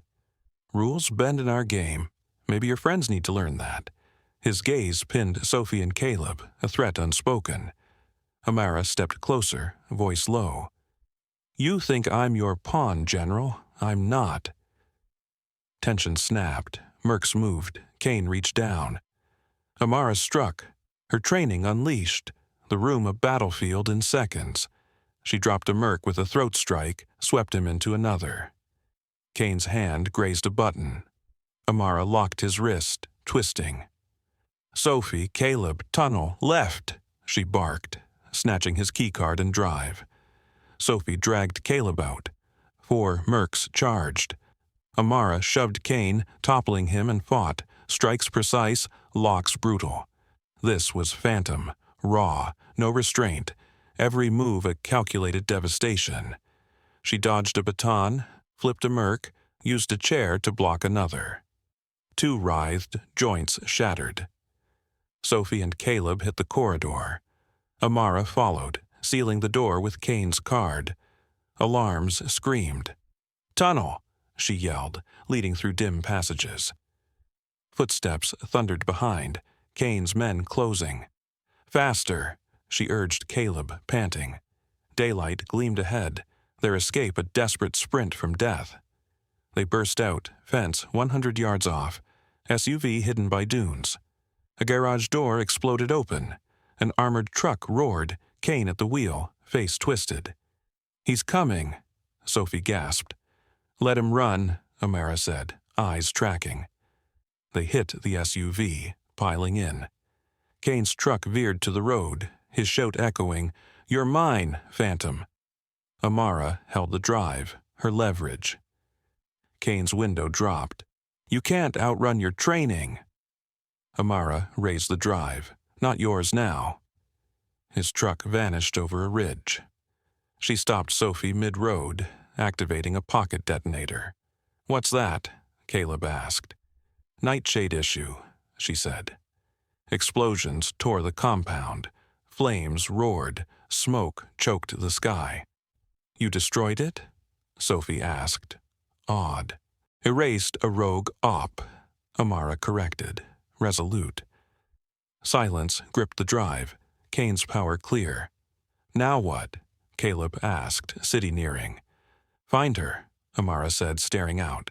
They returned via back roads, switching cars, cash motels, her rules. She shared Nightshade's frame. Her sister's faked death, Kane's lies. The drive held ops logs, her sister's sight confirmed. Not enough for rescue, but a wedge to crack Kane's world open wider. City lights felt surreal after the desert. "Gym's different," Sophie said, passing Mat 14. Coleman's exit gutted it. She planned to run it, transitioning students. The gym stood empty, Amara's GI on the mat, untouched. Sophie renamed it Mat 14, a nod to Amara's victory. Caleb taught kids, his confidence soaring. Amara chased leads, contacting allies, Kane's downfall now a slow burn. News hit, an officer arrested, financial fraud, no Nightshade mention. Amara knew, Kane's first fall. Coleman, adrift in another state, was cut loose, his legacy ash. Mat 14 thrived, Sophie's classes open, Caleb's kids resilient. Amara trained at odd hours, drive data pointing to her sister's coded signals, agency, not defeat. Kane's arrest shook his web, but her fight was far from over. At the Jiu-Jitsu Expo, Amara's demo drew thousands, Phantom a legend. Phones rolled as she prepped. Ethan stormed in, leaner, focused. "Rematch, here now," he demanded. The crowd roared. Organizers hustled, caught off guard. Amara eyed him. No arrogance, just grit. "You sure?" she asked. "Trained for you," he said, voice raw. "Was it a fluke?" She nodded, setting the stage. 5 minutes, points technical, Amara said. Ethan agreed. The match was greenlit. No quick taps this time. Ethan countered her style, strategic, determined. Amara's timing outmatched his power, experience trumping his prep. 5 minutes ended, Amara up by points, both sweat-soaked, breathing hard. Ethan offered his hand, earnest. "Solid fight." She shook it.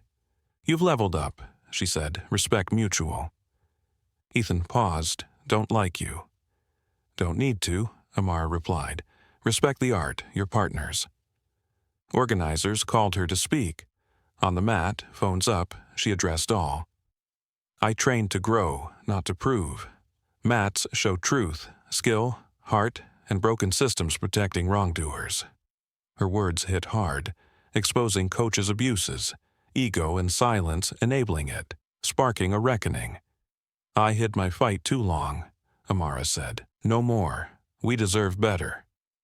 The crowd stood, clapping, her stand now a movement. Mat 14 reopened. Fresh paint, new ethos, skill, respect, community.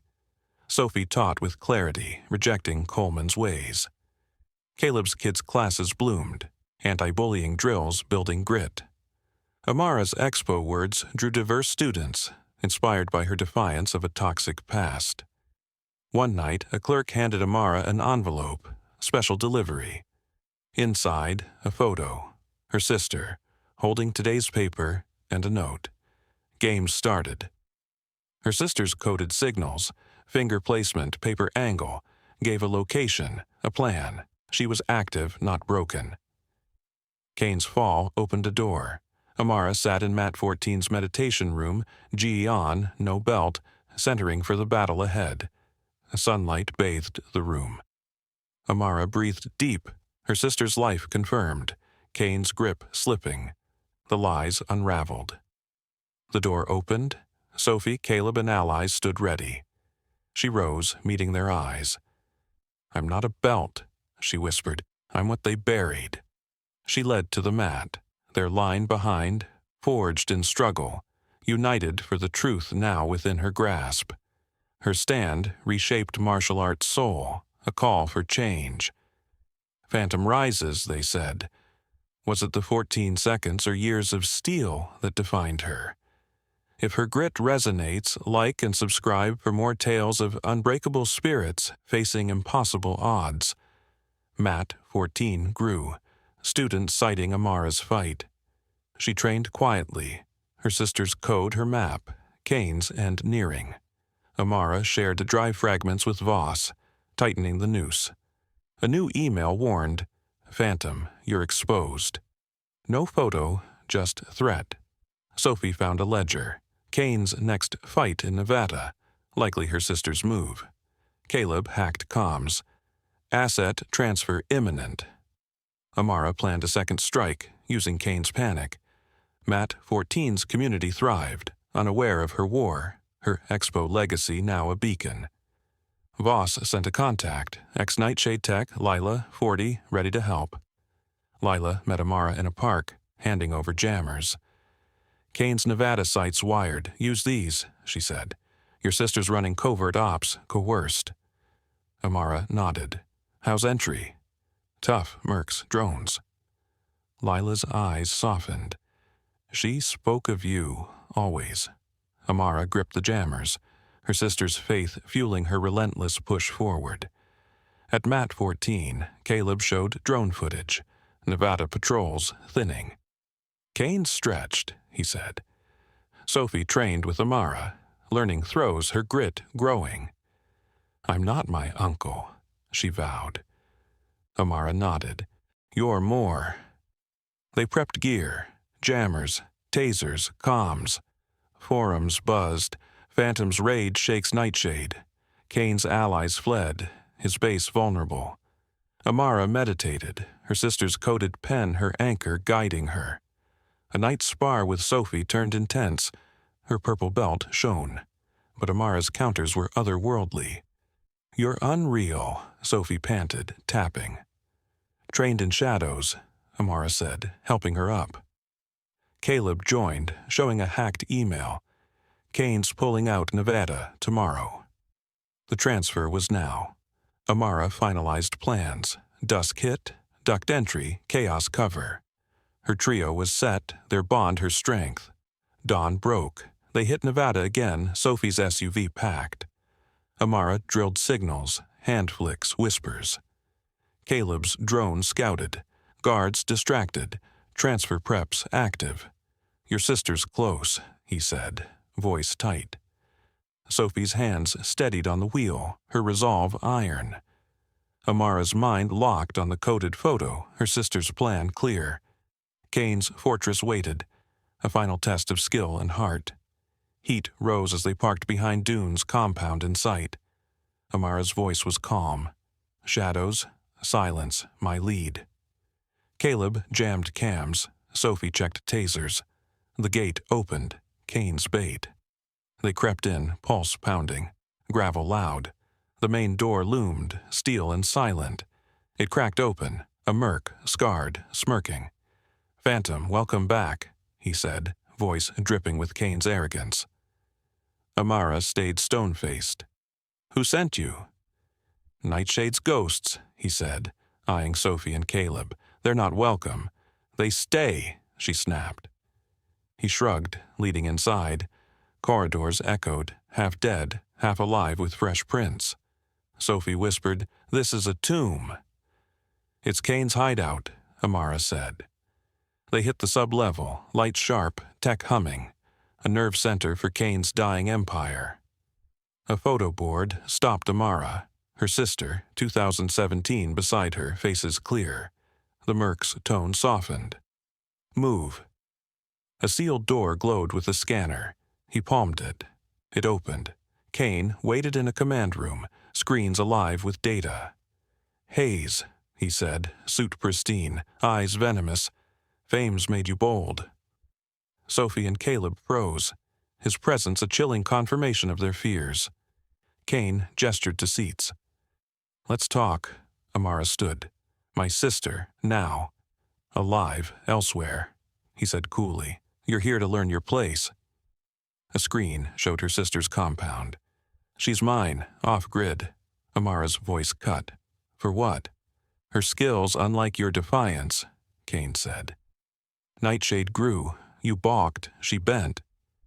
"You lied to break me," she said, rage simmering, truth bare.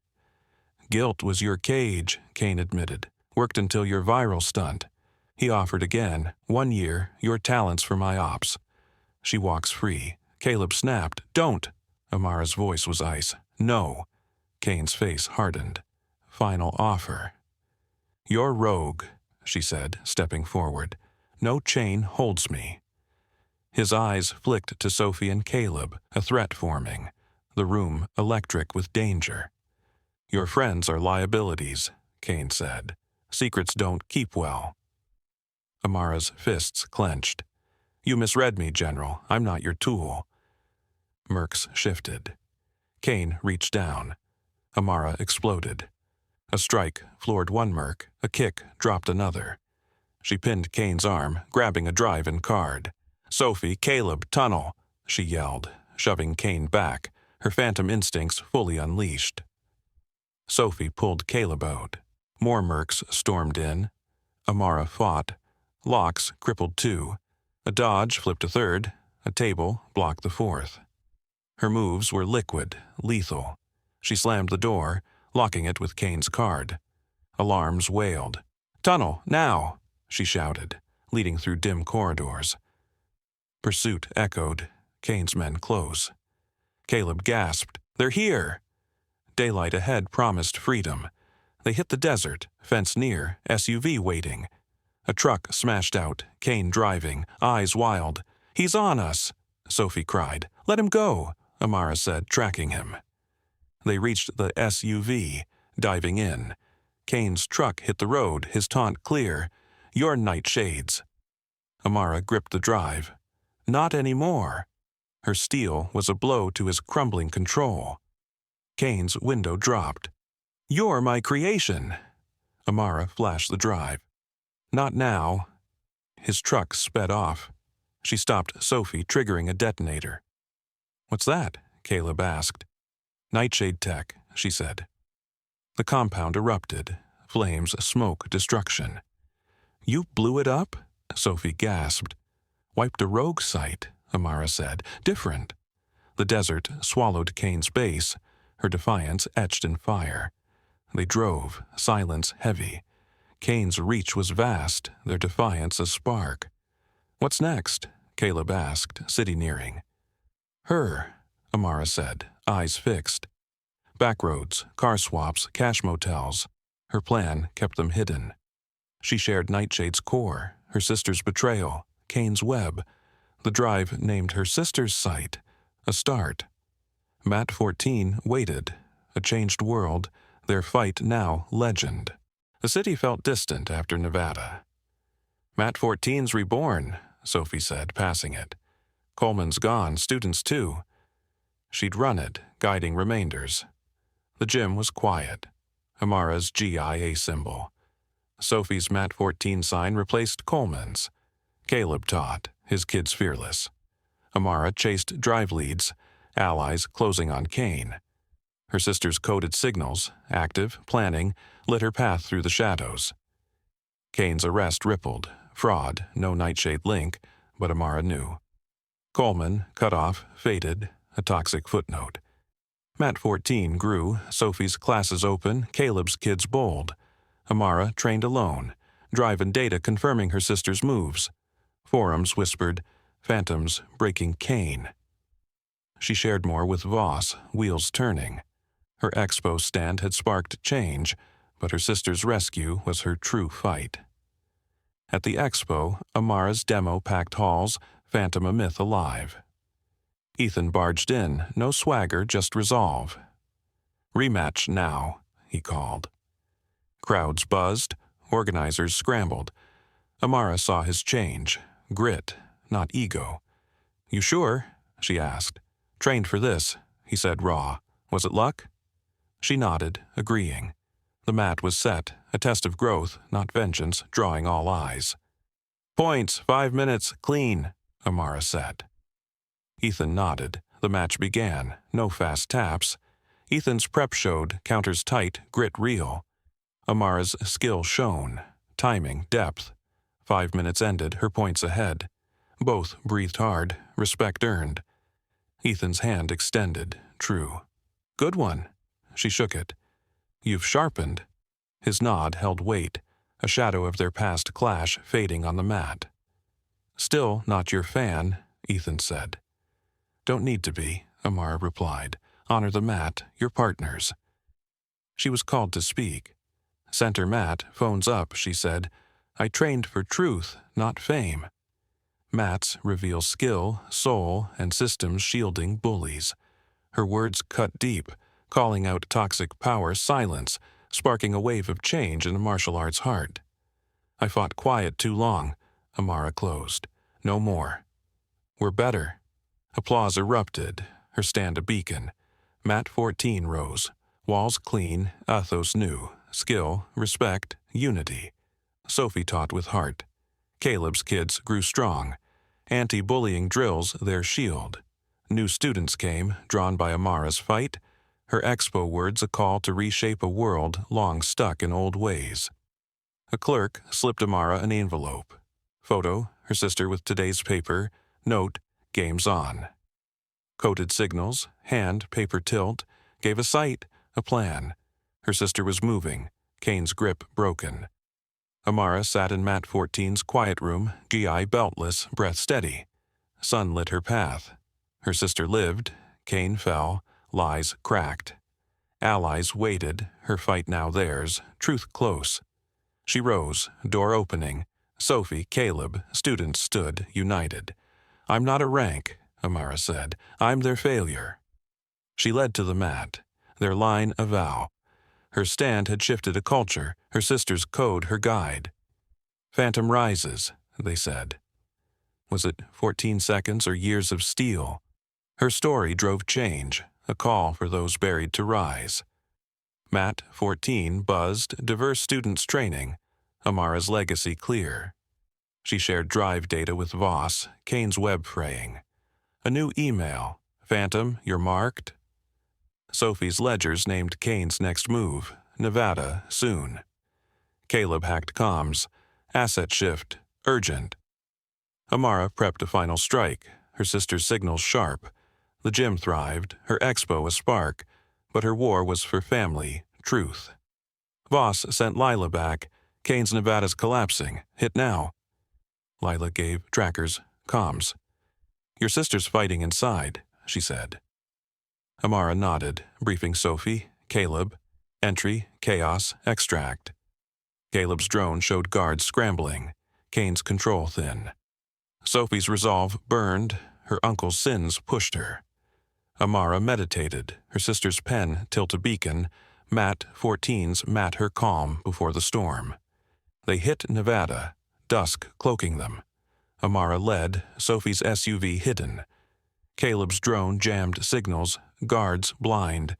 The gate yawned, Kane's lure. They slipped in, silent, hearts racing. The steel door opened, a murk, eyes hidden, voice rough. Phantom, expected. Amara stood firm. Who's waiting? Nightshade's end, he said, smirking, leading to Kane's lair. Her sister's freedom a breath away. Corridors echoed, half alive, tech humming below. A photo, her sister, 2018, steeled Amara. The merc's voice softened. Hurry. A scanner door opened to Kane, suit sharp, eyes venomous. Hayes, he sneered, you've cost me. Sophie and Caleb tensed, his power real. Amara faced him. My sister.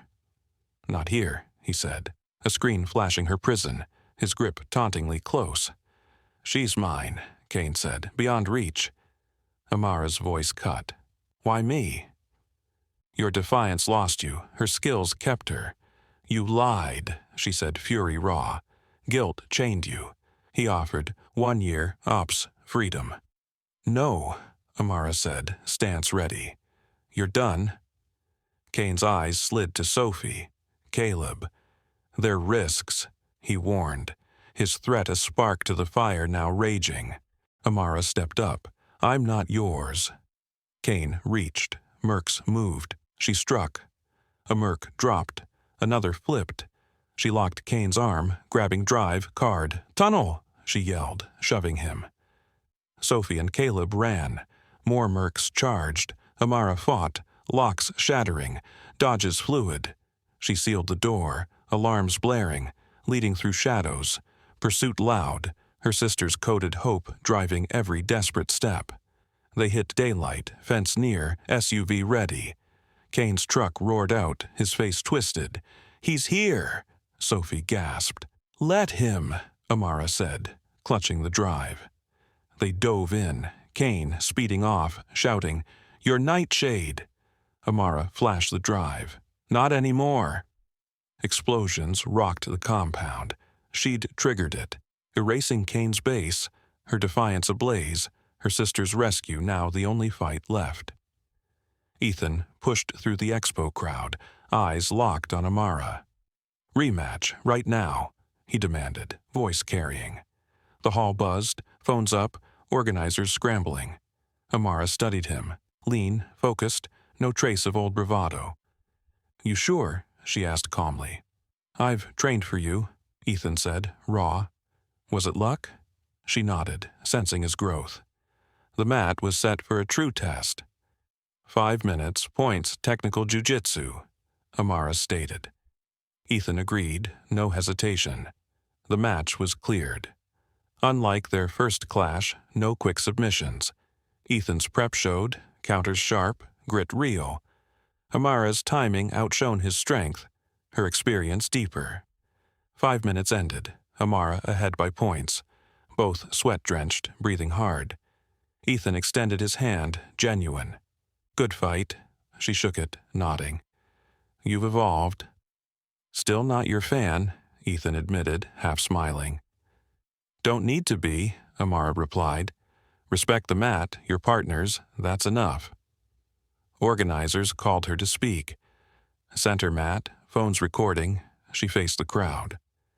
I trained to grow, not to prove.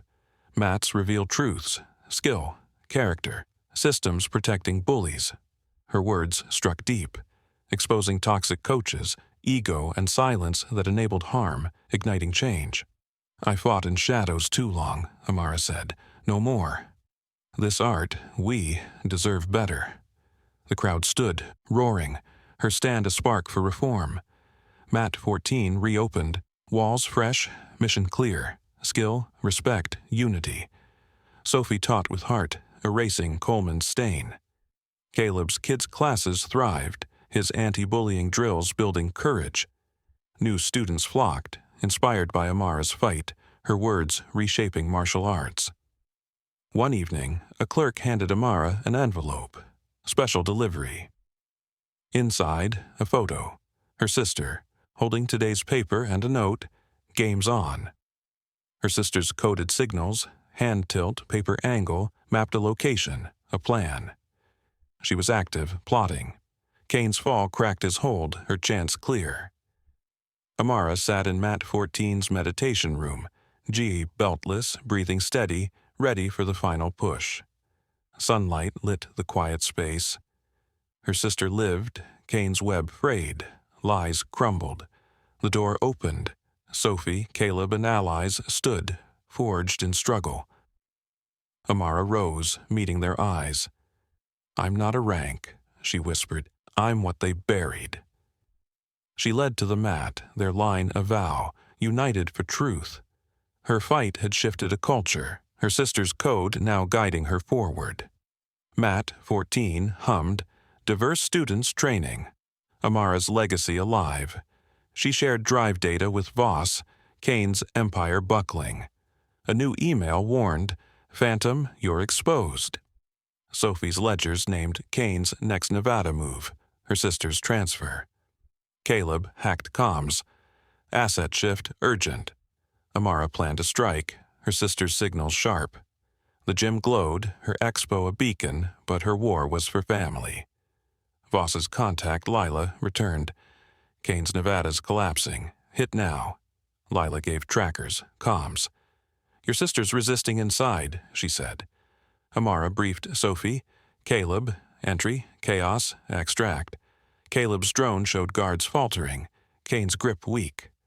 Sophie's resolve burned, her uncle's sins her fuel.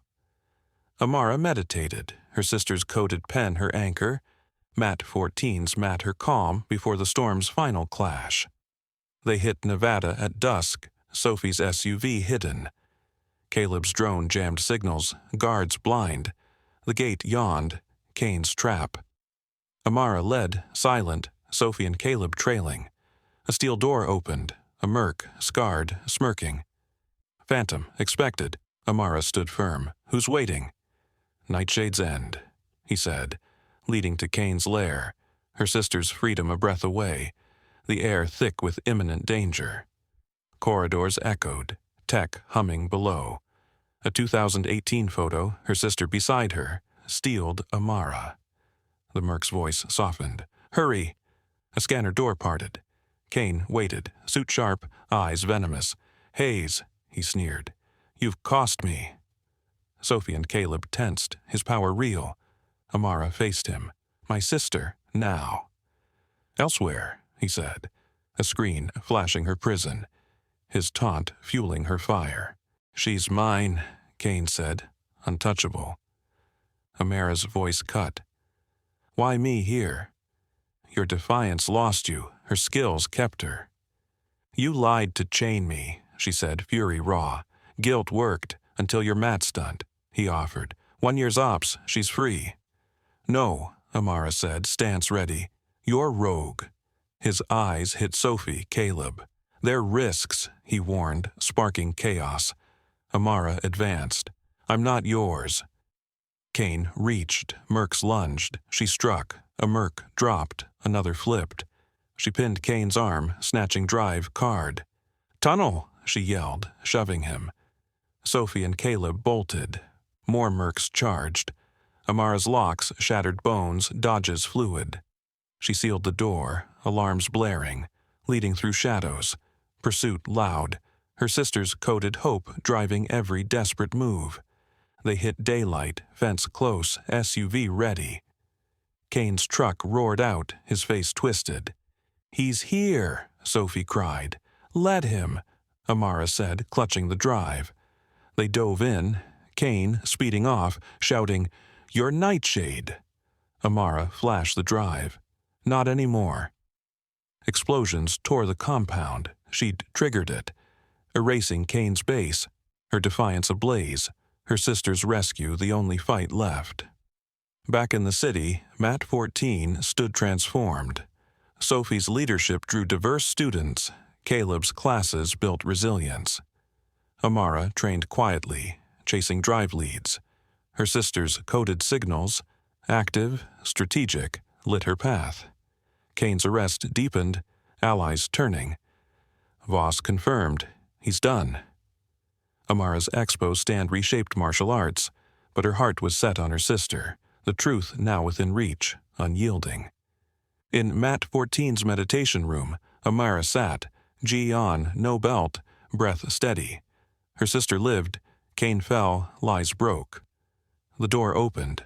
Sophie, Caleb, allies ready. She stood, their eyes locked. I'm not a belt, she said. I'm their failure. She led to the mat, their line strong, her fight for truth a beacon, her sister's freedom the final horizon. Her stand sparked a movement. Mat 14, a symbol of change. Phantom rises, they said. Was it 14 seconds or years of grit? Her story inspired, a call for buried strength to surface. Students trained, unaware of her war. Amara's gaze stayed forward, her sister's coded plan clear, Kane's end near. She was ready, unbound, her truth a fire no shadow could extinguish. On the mat, Amara stood, allies behind, Sophie's resolve, Caleb's spark, a community forged. She wasn't phantom, not haze, just Amara, unbroken, undefined by ranks or lies. Her sister's coded hope burned bright, Kane's world collapsing. The gym pulsed, her expo's echo rippling. She led, not for fame, but for truth. Her fight a testament to those who rise against impossible odds. Phantom rises, the crowd whispered. Was it the viral tap or silent years that shaped her? Her stand remade a world, her sister's freedom the final stake. If her fire moves you, like and subscribe for more tales of relentless souls defying fate.